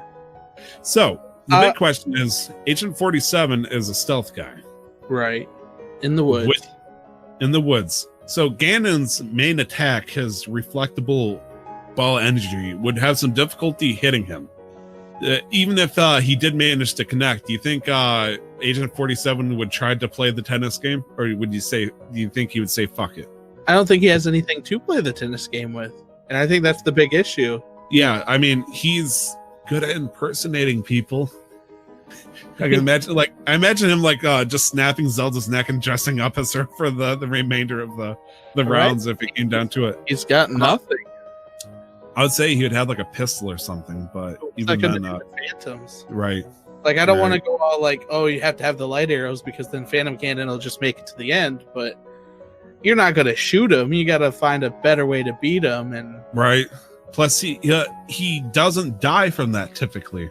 You had to shoot him with light arrows in order to kill him. But I would say that let's not argue that, because then it would eventually just break down. Phantom Ganon would win if Zelda wasn't in the final round. I would say, I mean, Hitman was not meant to shoot people. He would, but he would try to do it stealthily. I don't think he would just upright shoot him. I feel like Phantom Ganon would win with like homing missiles and all this stuff. He would just be overpowered. Nick in the chat is arguing about Kratos. He doesn't have a kid. Fucking chill. He still beats Sephiroth. God damn. Yep, I would go with Phantom Ganon for that. Okay, simple enough. The next one's easy. Next one easy. It's oh god. It's Spyro the Dragon versus Master Chief from the Halo series. Yeah, I think Spyro has this easy. Yeah, easy. No problem. Okay, so Spyro, let me defend him at least. Spyro in the beginning of let's say any of his games essentially has the horn attack and the flame breath, as well as the power of limited flight. Master Chief in the beginning of pretty much any game would have, you know, an SMG. Thank you. Assault rifle. Or at the, you know, maybe a grenade or two. I'm just imagining Spyro trying to do a horn attack to the Mjolnir suit. And then just dying. I feel like his flame breath wouldn't do that much damage. I mean, we've gotten hit with fire or explosive attacks, and it's damage Master Chief, but they kill him. I feel like Spyro hitting him would just go ahead. No, you go. I just imagine him charging in and Master Chief just gunning him down instantly. I was thinking him actually getting the jump on Master Chief, hitting him with his horn attack, and Chief just spins around and looks at him, and then curb stomp. Motherfucker, what did you just do? Okay, all right. I can't defend Spyro. It's Master Chief here. He has the advantage. This is a battle royale of video game characters. Jill Valentine versus Cloud. Jill Valentine, I would say she would have the gun with 6 bullets because it's Resident Evil, and Cloud would just have his Buster Blade. Cloud, let's remind the audience, Cloud, before the events of Final Fantasy VII, aka at the very beginning, right before that happened a couple of years previous, Cloud was pumped full of machine gun lead and left over the edges of Midgar and was given amnesia. Can Jill, with 6 bullets, take him out? Is that enough? I don't think so. I don't think so either. He's pretty overpowered from the beginning. He falls off at the end. Jill just got another bad matchup. I mean, Cloud, in the very beginning, drops off a train in front of people who have fucking machine guns. Jill with a handgun, I just feel like wouldn't handle a chance here if the argument was to be made. Right. I think, Jill got a bad handset here. I'm gonna throw Cloud. Spyro. I think she could too. So this one, I already know how this is gonna go. I'm gonna say, I was about to say Breath of the Wild. Link versus Tracer. Nothing. But yeah, I was gonna say he's completely naked.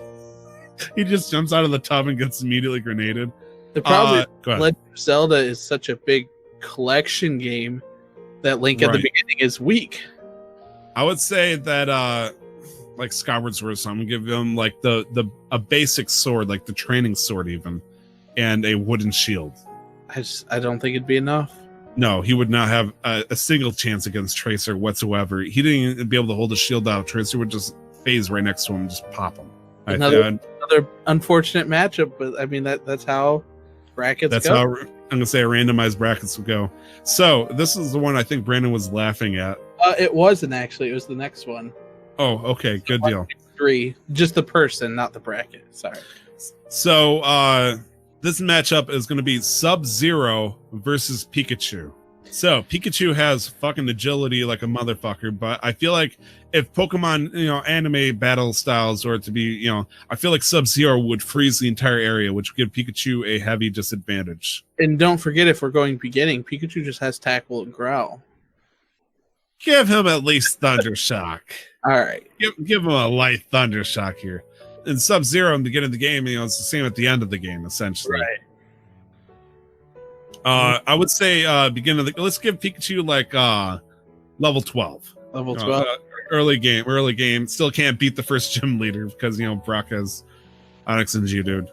So that would give Pikachu quite a few things, but nothing too crazy. I feel like Pikachu could electrocute Sub-Zero, but I feel like to get in the position, Sub-Zero would essentially be ready to just freeze this motherfucker over anytime Pikachu tries to get in a hit.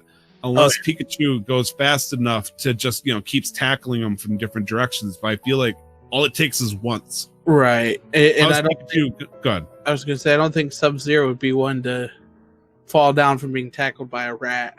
And with the ice fucking everywhere that he would be hitting the trees and stuff with, I mean, all it takes is Pikachu to slip once and it's game over. I think I might have Sub-Zero.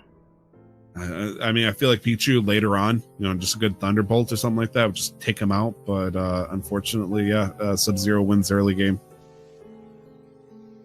So this one, and we're at the second last of round 1 here.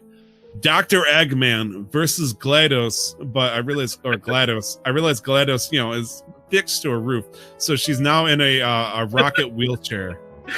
So let's say she has her rockets, but otherwise she's in like a rocket-powered wheelchair. I would say Dr. Eggman in this argument would also be in some kind of like small mech or something like that. Your basic egg walker kind of situation. Right. So this is actually very well placed to each other because I feel like. Go ahead. I was gonna say, I'd feel like they wouldn't even participate, and they would just kind of. I feel like they would team up. Yeah. Because they're both not wily, but they're wily. So okay, let's say they team up, but for the sake of the 5-minute battle, one of them's going to betray the other. Who do you think is more likely to betray the other person? I feel like they'd betray each other immediately. Yeah, GLaDOS. But GLaDOS does show that she can manipulate from Portal 2 because she uses Shell to her advantage in beating Wheatley. So I feel like she'd be more devious. I really want Dr. Eggman to win, but I feel like he's always straightforward, evil, almost to the comical sense. I mean, in the Sonic Boom cartoon show, you watch Sonic Boom, where he teams up with the it starts talking on like Skype with the other evil villain. He's like, I'm starting to learn some of this good stuff. LOL. It's like, God damn it, Dr. Eggman. He's obsessed with what are they called? They're the puppy dog figurines that can fight, and him and Amy end up becoming friends over it. George loves the show. Like I said, he loves Sonic, so I've watched a lot of it. I feel like Dr. Eggman, they would point their guns at each other and like, wow, we're both intelligent. But I feel like Dr. Eggman's too fucking gullible in this situation where GLaDOS is in fact devious. I feel like if they had to fight or walk away, only one could walk away, and they didn't realize that, I feel like GLaDOS would win. I would agree. All right. Last one is Samus Aran from the Metroid series versus Lightning from Final Fantasy 13. Remember, beginning of the game. I'm empty. I'm gonna say Samus from Metroid Prime. Or I mean, it doesn't matter. They only have one fucking thing. And Lightning would have a sword, essentially. Yeah. Do you think she knows a spell or something in the very beginning, or? I'm trying to think. I think it's just her sword. I feel like I mean it's range versus. I mean, Lightning's quick though. Yeah, Plus, but not that quick. you don't think? Okay, yeah, she's not literally lightning in the very beginning of Final Fantasy 13. Or do you want to argue lightning in her stage in Final Fantasy 13-3, where lightning is essentially her god form? No, I would say that from the beginning of Final Fantasy 13, when you're on the trains, she's pretty standard. She'd just be like a normal human. I think Samus would. Ooh, Nick is making a horrible point, which is kind of ironic. Samus, in the very beginning of Metroid Prime, has all her shit, but then she loses it. She has all her shit. And we said push start. I was gonna say round 2 she loses it, but I think she has like an immediate clear advantage. This is like an instant win. Yep, I would say so. Oh, it's like the fucking man-eater bug from Yu-Gi-Oh! Just like first round, he instantly defeats an enemy. Oh shit. Okay, yeah. Samus wins. Samus wins easy. That's round 1. So round 2, I would say, is like a good few hours in. So they get their first power-ups and all that stuff if they have any. So this is going to be more interesting. So Mega Man versus Zelda in the first round of round 2. So Mega Man has, a couple of extra power-ups, has good versatility, has some different abilities, could get a good free shot or a fire shot, depending on what Mega Man you're playing and all that stuff. And what order you go in? What would Zelda, what Zelda are we arguing? Are we still arguing? I think since we did Super Smash, we got to do that all throughout. Okay, no, I'm fine with that. Zelda can reflect all that shit. But let me throw this out there. Yes. If we're into it, even just a little bit, Zelda has some percentage on her damage. Because her fight with Geralt's not going to be a clean fight. She might be at 100%. Okay, we're talking like they're not at full health of the full thing. Okay, I'll argue that. Smash at least. I mean, do you think Nathan Drake wasn't able to get a couple of shots in of Mega Man then? Well, I know, but Mega Man could find a way to heal. I guess we can't really say that because maybe there's items that drop, and she found. Sure. I'm gonna say I feel like I would say just standard fight here because we're getting really technical with it. We could YouTube this one too. Okay, Mega Man versus Zelda. I feel like Mega Man would be able to suppress Zelda, but Zelda, if she went in, she could reflect and get a lot of hits in. Let's see. Let me get into this video. I am definitely watching a tournament style here. Oh boy. 1 health. Mega Man's got 43%. They're fighting on the edge, and Mega Man fell. Shit. Yeah. I feel like all it takes is for Zelda to take a stick, sharpen it, put it on the ground, let it be considered a spike, and then just throw Mega Man on it to one-shot him. So he dies instantly on spikes. Right. I feel like Zelda wins here. Mega Man would have like the firepower, but Zelda has the versatility to reflect that and return fire. Her fiery explosive ball. She can send that around fucking corners. She can control that shit. I would say so. I would say she would definitely beat Mega Man. Plus, she can teleport. True. You got to remember that she can sit behind a tree, up B, and just teleport somewhere else. Mega Man using Jet and jumping off of him, and Zelda just appearing right next to Mega Man still. Hey. All right, so what's the final verdict here? I would say Zelda. All right, feel bad for Link getting in. Your seed put the number 1 and the number 32 person together. I just noticed that. What are the odds? 1 in 32, I guess. Sure. So next on the list is Ezio from Assassin's Creed versus a Big Daddy. Can Big Daddy's suit be penetrated by those knives from the hand? Big Daddy, Ezio can get in the trees and hide fairly quickly, and I feel like Big Daddy would, search and try drilling trees, but Ezio can fucking jump. He's on the tree. But if he gets the drop on Big Daddy, can he kill him in assassin style? So in the game, in BioShock, you can kill them by shooting them, but it takes a lot of bullets. And don't you need like some kind of armor penetrating to really hurt him or something like that? Yeah. Is there anything like that? So what can a serrated knife coming from, your hand do? Can it penetrate it? I don't think so. I think maybe if there's one more round and Ezio had like some explosive ammo or something for a crossbow, but... True. What does Ezio get in the very beginning? Like, plus, a couple hours, and he'll say, he might have he has a sword, so he can sword, but he just doesn't want a sword against a Big Daddy. He might have throwing knives or something like that, but I don't think throwing knives is going to do anything. I feel like Ezio is just going to have to lay in his bed of hay and just take it. Just take the Big Daddy's drill. I think Big Daddy's going strong here. I just think they're both physical, and I think Big Daddy has the advantage here. All right.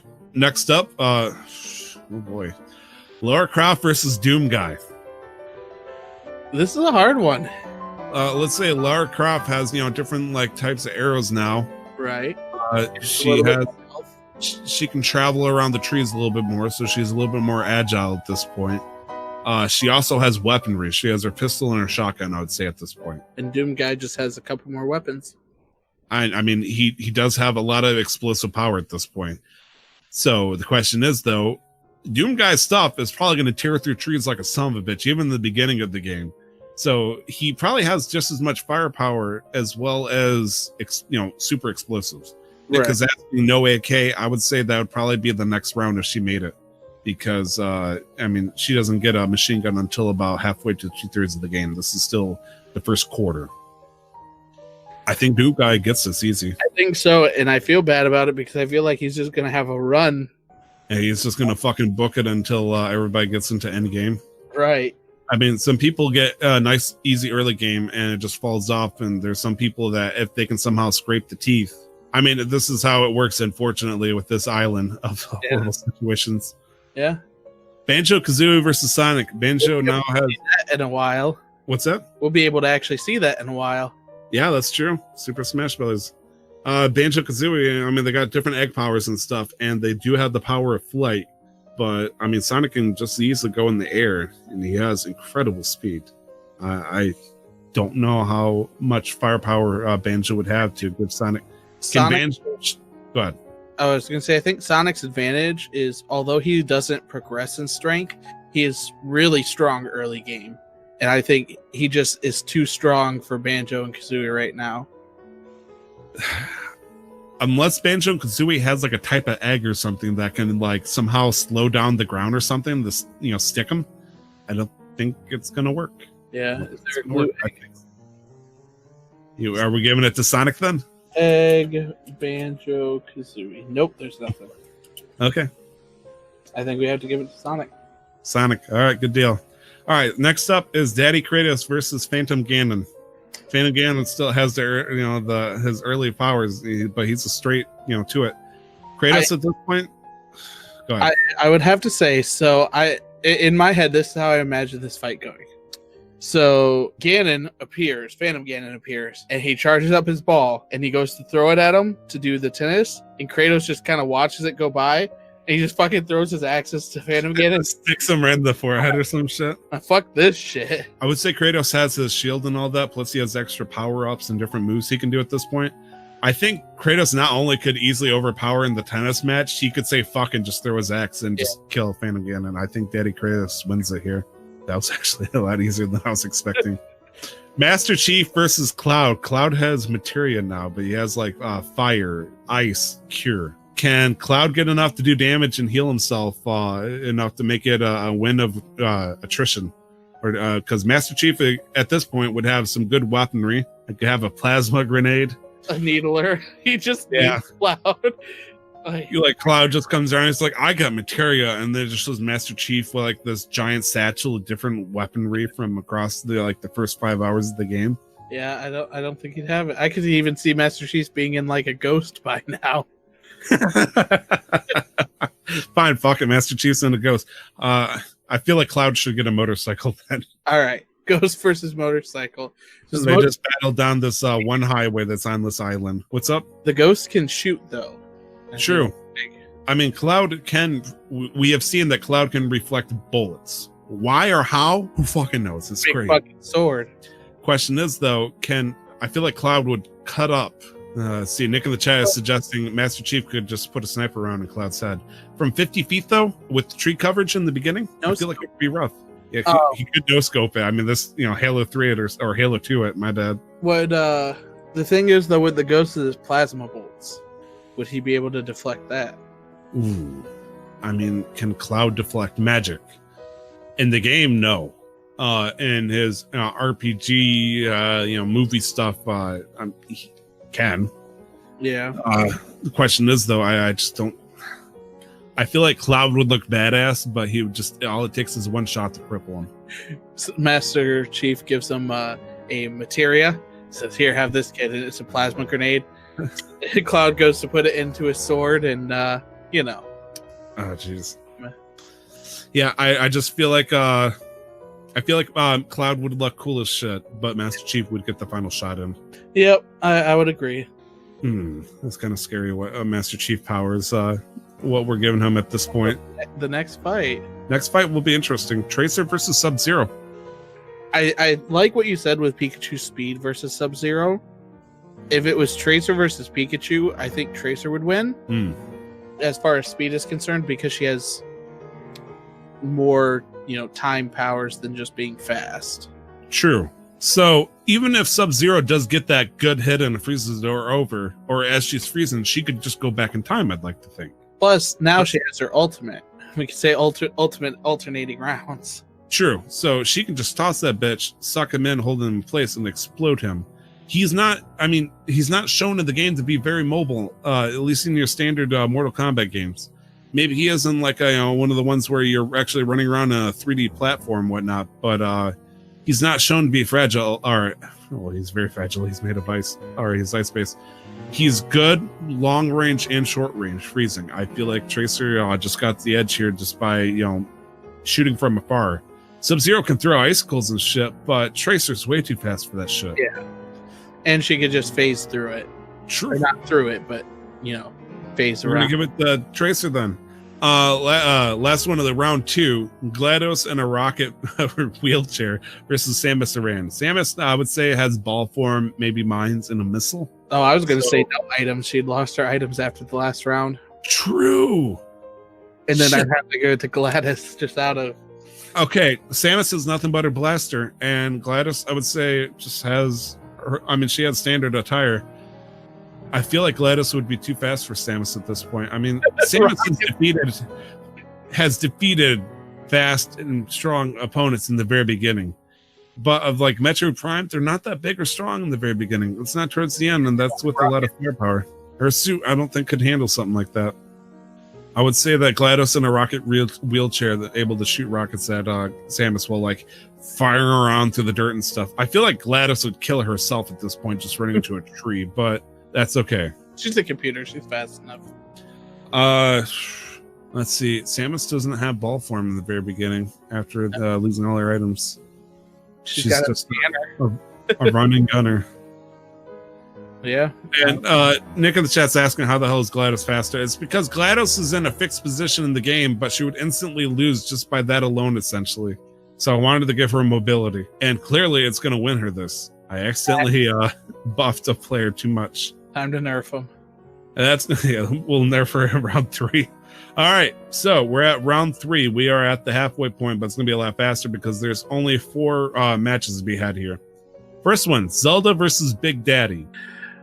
I still got to give it to Big Daddy, I think. Can Big Daddy resist magic in Bioshock? If you throw like electricity or whatnot into him, does it cripple him? I don't know personally. I'm asking for your thoughts here. It damages them, but I don't know about like it shocking his system for lightning. She's all magic because she can pick up the biggest guy with magic via grapple, Super Smash Bros. And throw. Question is though, her reflective thing. She's more of a magical dealer. I don't think she can. She can fuck him up. I don't think it can. She can like stop him. I feel like once it's she'd be able to stun him, but I don't think she'd be able to kill him with her magic. Yeah. Oh, that's hard. I mean, is there a way for Zelda to stop a Big Daddy from charging at her? She can teleport. Throw him at the ledge. Yeah, I'll just throw him off and throw him into the storm. Yeah, I don't know. Oh, I feel like she'd be able to dodge him, but like battle and nutrition, she can't. She'd be wasting magic on him the entire time. Right? Does she have a magic gauge? I would say no, honestly, but it's godly power that she's drawing from. Does she have in Super Smash Brothers? Does she have light arrows, or is that's her ultimate smash? I mean, this is the midway point. You just gave Tracer her ultimate. Yeah. But I feel like we should wait for final smash moves like that, like semifinals. Right. Which sucks because, I want Zelda to win, but... I just don't think she has the strength needed to beat... I think her explosive bomb attacks could fuck up Big Daddy, though. But all it takes is one swing from Big Daddy and Zelda's done for. Crumple floor. I mean, this is Ocarina of Time based Zelda and Super Smash Bros. She does not have, superb agility. Right. She gets kidnapped by Ganon. Dwarf, typically. Ganondorf. I'm gonna have to. Yeah, I would have to give it to Big Daddy. I think that's much. Big Daddy will win in the long run. Yeah, it's heartbreaking, man. I feel like. Zelda, no. Oh no! All right, next is Doomguy versus Sonic. Shit, this is a hard one because this is a fucking hard one. I would say Sonic is still going strong. It wouldn't be until the next round I would give him like the Chaos Emeralds. Doomguy would have all sorts of fucking firepower, but Sonic has faced firepower after firepower from Eggman without any problems. If you think like, I know we're going Sonic from. Wait, which Sonic are we doing? I just figured Sonic is Sonic. I was thinking like Sonic the Hedgehog 3 or something like that. Well, I was gonna say, I mean, if you think about like his 3D games, he has literally gone on airships that have been constantly firing at him and just destroys their guns one at a time. The big question is, what can Sonic do? Can Sonic injure Doomguy? I mean, enough blows to the head and you're gonna be Doomguy though? I mean, he can die. That is true. Nick in the chat is arguing that Doomguy can run at 90 miles per hour. He must forgot that Sonic can run at 700. Yeah, and he does have all his guns. So if Doomguy grabs Sonic, I don't think there's much that Sonic can do. The question is though, can a 90 mile per hour Doomguy running around be quick enough to get like a chance grab? I think he could grab Sonic, but we're not here for chances. We're here for like flat out fights. I think if he has an explosive weapon, that would. I mean, Eggman has shot all sorts of rocket launchers at Sonic. True. I mean, if you think about Sonic from the movies, he literally plays the drums on the rockets, dodging them all. True. And also, I mean, he'd want to be shooting bullets and whatnot. I feel like Sonic would be able to hit him, but I don't think he'd be able to get like a good final blow before he gets shot. I feel like eventually a stray bullet's going to hit him. Getting annoyed. Wait, what's up? Doomguy just getting annoyed as he gets hit more and more and more and just goes crazy, just starts shooting everywhere. I mean, Doomguy at this point would have so much crazy shit going on, especially in like the 2016 Doom. I think Doomguy would eventually hit Sonic and cripple him. Yeah. Trip him. True. I feel like Sonic would like if it was just a video game, whatnot, I think Sonic would win. But in this realistic style battle, I think Doomguy would get it. Yeah, I would agree. All right. Next one is Daddy Kratos versus Master Chief. Wait, why didn't Doomguy go? He's still there fighting Sonic. Oh, did he? Whoops. Here, let me. I screwed up. Let's see. Bump it down to 0. Doomguy submit scores. There we go. There we go. Daddy Kratos versus Master Chief. Daddy Kratos has, I would say he has all his weapons at this point. He's a little bit stronger. He's defeated the fucking dragon and all that stuff. He's fought against a couple of gods. Mm-hmm. Master Chief has a rocket launcher. Master Chief has a fucking plasma sword that can one-shot.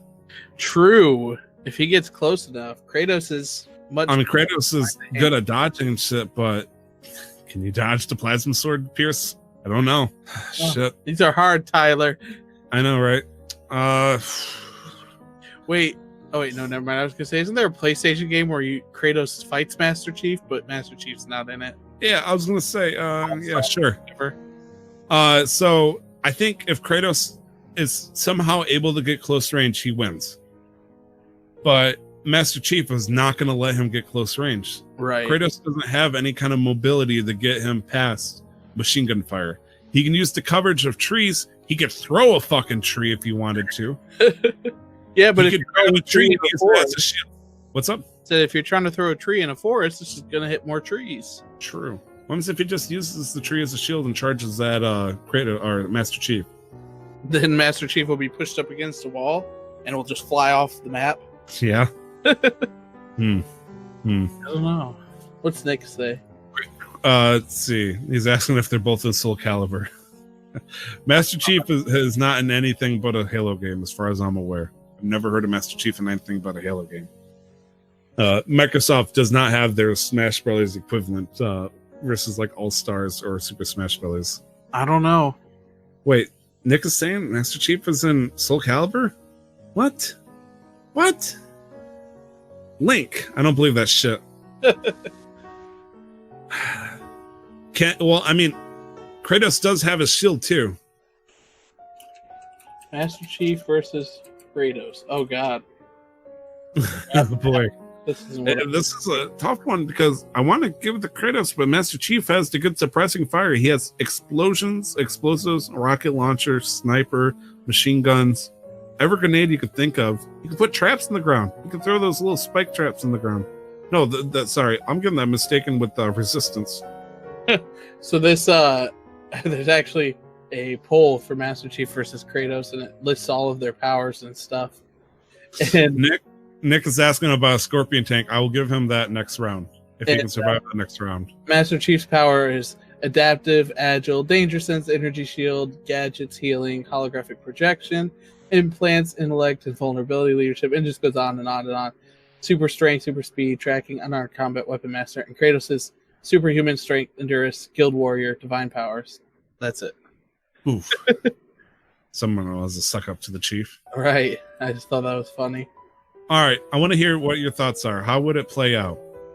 I think at this point, Chief being the guy. See, that's the thing is that Master Chief in his games is lucky. True. And I was going to ask, what happens if he had a Banshee, but I feel like Kratos would just fucking start tossing trees at him. If it was a Banshee, it'd be Kratos all day. Are we just progressing that? So we go Ghost, Banshee, Tank, but if we do Banshee, then... Yeah, eventually he just gets an elephant in the final round. He gets a Halo ring. just tries to play in himself. Is that how he ends it if he makes it to the end? I think good job, John. I think Kratos would win. Kratos does have ranged weapons too. Don't forget the Chains of Olympus. He can toss some motherfuckers as well as the axe. I think Kratos would be shot. Master Chief would shoot him, and Kratos would just turn around and fucking pull Master Chief to him. Kratos also has Spartan Rage at this point. I think he would just go ape shit and be able to charge in with minimal damage. I don't think bullets would affect him at this point. Yeah, I think I'd have to go to Kratos. All right. Then the end of Master Chief, no Scorpion tank for my man, unfortunately. All right, next one is Tracer versus GLaDOS in a rocket wheelchair. I think this would be comical. It would. That's my first thought. It's like GLaDOS wouldn't even be trying to like she would be charging ahead and Tracer would be chasing after her, and I imagine GLaDOS just shooting rockets at her. Which Tracer would most likely dodge. She would be able to dodge. I feel like even in a fucking rocket-powered wheelchair, Tracer would still have the speed and the firepower. She would just have to shoot the rocket. Right, shoot the rocket, shoot the eyeballs. Tracer would make a show of it, and she would, run all the way up to GLaDOS and just rip a core out. Oof. Just for fun. I think you're right. I can't even argue it. I think Tracer would win this one. GLaDOS has missiles in the original game. And flamethrowers, too, I think. I don't remember. Or no, I don't remember flamethrowers, but she does have missiles. Big bottom. She just keeps shitting sentry bots. That would have been fun. Okay, so these last two rounds, I say they have everything. Everything? Yes, in a final round, they enter some kind of ascended strength, like, Knights of the Round of Cloud Mated or something like that at that point. So, she would have to be in the facility. That's why I argued in the beginning that GLaDOS is in a rocket wheelchair. Jeez, Nick, get up at the game. The semifinals, we got two matches here. The first one is Big Daddy versus Doomguy. Let's say this might be Big Daddy from Bioshock 2 at this point, so he has upgraded abilities and whatnot. Right. Can Big Daddy still hold up to Doomguy, though? I don't think so, because they still die from bullets. And true. It's Doomguy's specialty. Yeah, I feel like Big Daddy was set up to fail at this point, going against Doomguy. I mean, this is eventually brute strength. I mean, it'd be cool to watch. It'd be sweet to watch, just because the fight would be long. It would be a long, drawn-out fight, but in the end, I think Doomguy would have it. I agree. Much as I want to give Big Daddy the credit here, I think Doomguy is just fucking he's too OP. What's up? I said Big Daddy made it far. Killed Luigi, Ezio, and Zelda. All right, so the other semi match is Daddy Kratos versus Tracer. Tracer hit her high point at round 2, so she doesn't have, she still has everything though. Kratos, I would say, is he's got his armor, fancy shit. He's got every weapon. He's got every power that you can think of. I think Tracer would try to be kind of a show off, and Kratos would just fucking grab her as she's tracing. I know this is sexist, but I need to ask. Besides maybe some Medusas, I don't think I've ever seen Kratos kill a woman in any God of War game. In fact, he's been oddly protective. The only exception I can think is Gaia, who's a goddamn Titan. And he's not even really trying to kill her. He's just trying to use her as a stepping stone. Nick argues the harpies, but I'm thinking like a human-looking woman he's never had the heart to kill. Kratos kills his wife and daughter. That is true. That is fucking true. He did kill his own wife. Whoops. Yeah, so he was possessed though by Ares at that point. But I mean, at this point, we're talking about like Kratos. He's in super Saiyan God mode. Yeah, I think Tracer would get a couple shots off him, and he'd just rage out. And I think at that point he would have so much strength that he could close like distance easily. I'm just seeing him like grabbing her as she tries to, teleport by him and just grab her by the neck and just pulls her out in front. I think at that, like, he would be able to like shift the fucking earth at this point, and I don't think she'd be able to handle like his strength. Balance or whatever. And Nick, yes, he does kill Athena, but it was strictly by accident because he was trying to kill Zeus. Okay, he is very regretful over this. He does not like killing women, but he's gonna do it because he wants to win. Yeah, I would give it to Kratos. Sorry, Tracer, you did get the long run here. So this is really it devolved into power play. So final round, Doomguy versus Daddy. So yeah, see you in the next episode, everybody. Well, and support our Patreon for $5 or more. You can hear the final assessment of Doomguy and Kratos. It's a 30-second clip, but it costs $5. But it costs $5. All right, Nick is naming all the people that he's killed that is female, so I don't feel too bad anymore. Okay, then I retract my statement. Kratos is not sexist. He'll kill anybody that pisses him off. But can he kill Doomguy? Can he kill Doomguy? Can he kill Doomguy? That would be a long fucking match. I feel like that would take fucking forever because Kratos can regenerate. Doomguy, he gets health from killing people. So if he can't kill Kratos, it would be a horrifically slow battle of attrition. Does Doom have ammo? I would say Doom has ammo. I would say this is like an open field. This is like Goku versus Vegeta, maybe some rocks around at the most, but Doom does have ammo. What do you mean? Like, AKA he can run out? Yeah. But Doom guy at this point, at the final stage, he would have like 14 different guns. Well, that's what I was saying, after a while, he would just be shooting Kratos, and Kratos would be hitting him, and they both just not die. Doomguy would eventually run out of ammo. Doomguy does have like some damn good strength, though. Maybe not Kratos strength.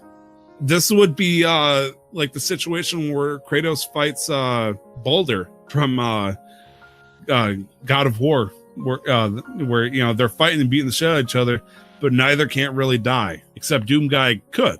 Yeah, I don't know. That's hard. Doomguy has so much utility, though. I'm wondering, though, is it strong enough?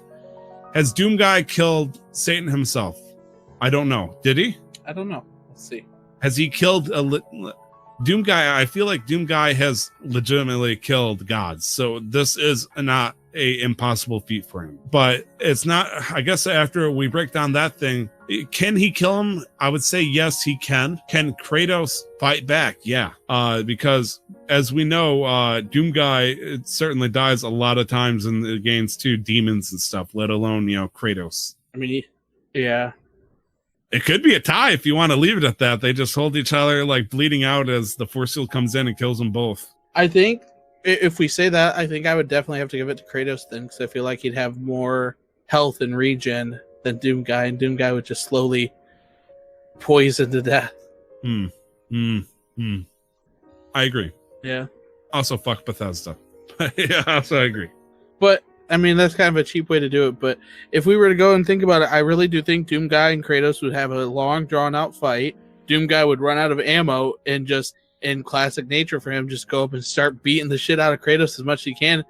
but Kratos would just Kratos still has weapons. Weapons don't require ammo, but I mean, Doomguy, I believe, has like melee weapons, like a chainsaw. I mean, then you're getting into gas powered. Oh gosh, How far are we taking this? fuck it. I'm saying Kratos wins. I think so. All right, 32 people. Daddy Kratos made it to the top. There was a lot of interesting fights and setup, but I think with these 32 people drop down with a vicious fight at the very end, Doomguy would eventually succumb to Kratos. I agree with this. Yeah, that was a long fight. Print it out, put it on the website. Give it the drop. All right, you got it. Oh shit, Motherfucker drop. good deal.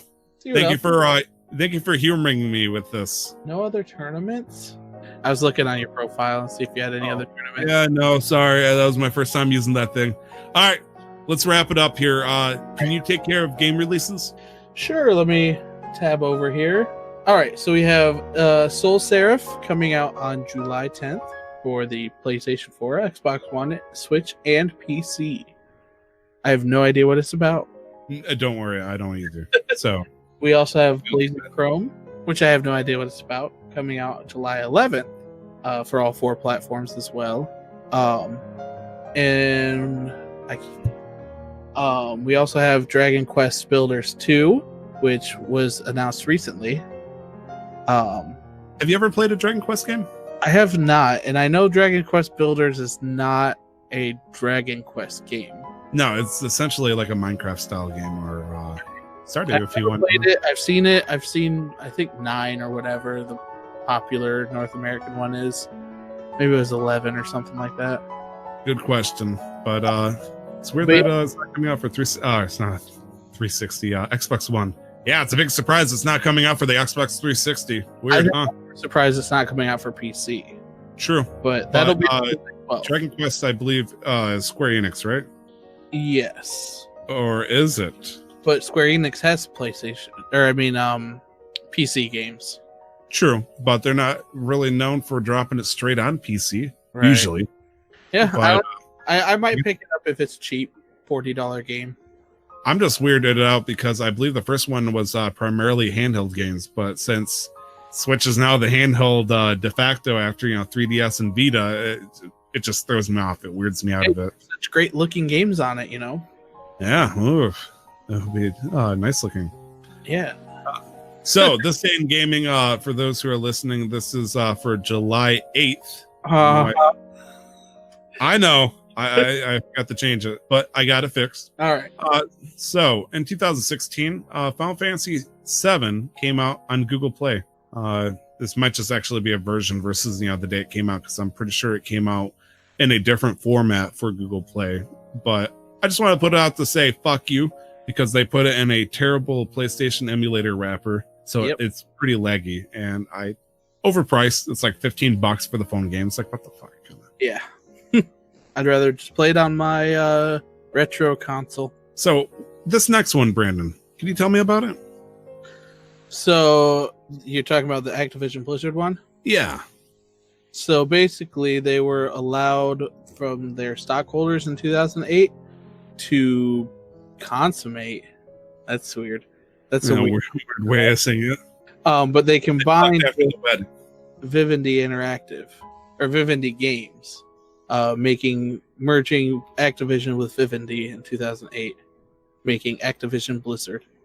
So weird that happened 11 years ago. I know, and look at them now. They've got no workers. Yeah, they're doing great. Yeah. Devil May Cry 4 came out for the Windows in 2008, so it's also 11 years old.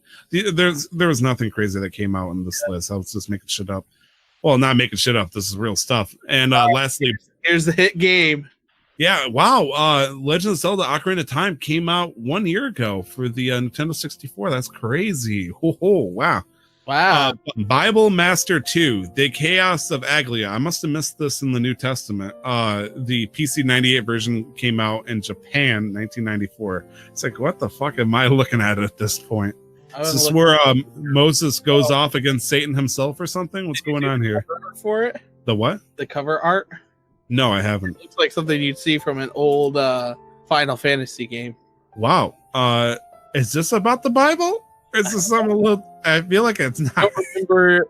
Is that a unicorn on the bottom left? Oh no, that's just her hairstyle.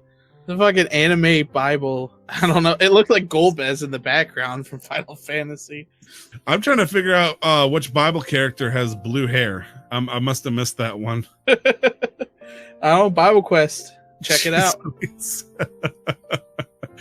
You can find me on Twitter at 2x Tyler, all letters, one word. Is there any place we can find you, Brandon, or I just gotta summon you from the abyss whenever Nick goes out? Look into a mirror 3 times. No, look into So a I mirror gotta turn my head and look. mirror 1 time and say Can I- 3 times. Okay, I was gonna say I can rotate 3 times. That way, I'm still looking in the mirror 3 times. I mean, pizza. What's up? Just look at me. Pizza. If you say it 2 times, though, you summon Little Caesar. So you got to be careful. Oh yeah, I'll be quick on that. I mean, if I could say pizza, pizza in a mirror, and I get fucking Little Caesars, I wouldn't leave the house. I would need to. Be a new commercial. If we see a commercial where they have a bunch of teenagers playing like bloody murder, and someone says, "Oh, let's try this out," and he goes, "Pizza," and then Little Caesars just appears in the bathroom. Oh If we see yeah, a I mean, commercial pizza. fuck you, Little Kills them with a Caesar. spear and leave a $5 hot and ready. You just hear screaming, just dragged by her hair into the mirror, and then all the kids eating pizza. God damn, man. We have let the show run way too long. You can find Nick, who's not here, but you can check him out. He's usually on twitch.tv/LRWarrior11. You can also find him on Twitter and Instagram at LRWarrior11. Feel free to give him a follow. What's up? LR Warrior. Yep. Did he ever get that? He is not willing to. When I went to visit Canada, he got so drunk that he showed me his dog tag, which revealed the dirty secret. But I was also stupid enough to drunkenly promise that I would never reveal it. So, yeah, I just call it Left to Right Warrior. And lastly, you can find Casual Master Quest at MasterQuestPod. You can also email us at casualmasterquest@gmail.com. And you can also find us on Twitter. Well, you already know that part. Facebook and Instagram. Just search for Casual Master Quest. Yeah. And I'm going to do a quick check because I checked yesterday, but maybe somebody decided to send an email while, between the past 24 hours. So, is there any last thoughts you want to impart on us, Brandon? I have none. I'm going to go watch Stranger Things after this. Good deal. Thank you for letting me drop a bunch of motherfuckers from the island and talking about cosplay. Thank you for half the episode. Yeah, well, a little bit more than half of it, I think. Anyways, that was Brandon. This was Tyler. Nick will be here next week, and we're going to have a good one for you this time and next time. But don't forget to never stop the grind. Until next time, guys. Bye-bye. What? Bye. Bye. The intro to the podcast, titled Casual Master Quest, was paid for and produced by the wonderful talent Revelries Music. You can find more of their work at soundcloud.com/Revelries Music, or just click on the link in the show descriptions. The background music is the album Top 50 Best Classical Piano Music by Brilliant Classics. You can find out more about Creative Commons at www.creativecommons.org/license/by/4.0.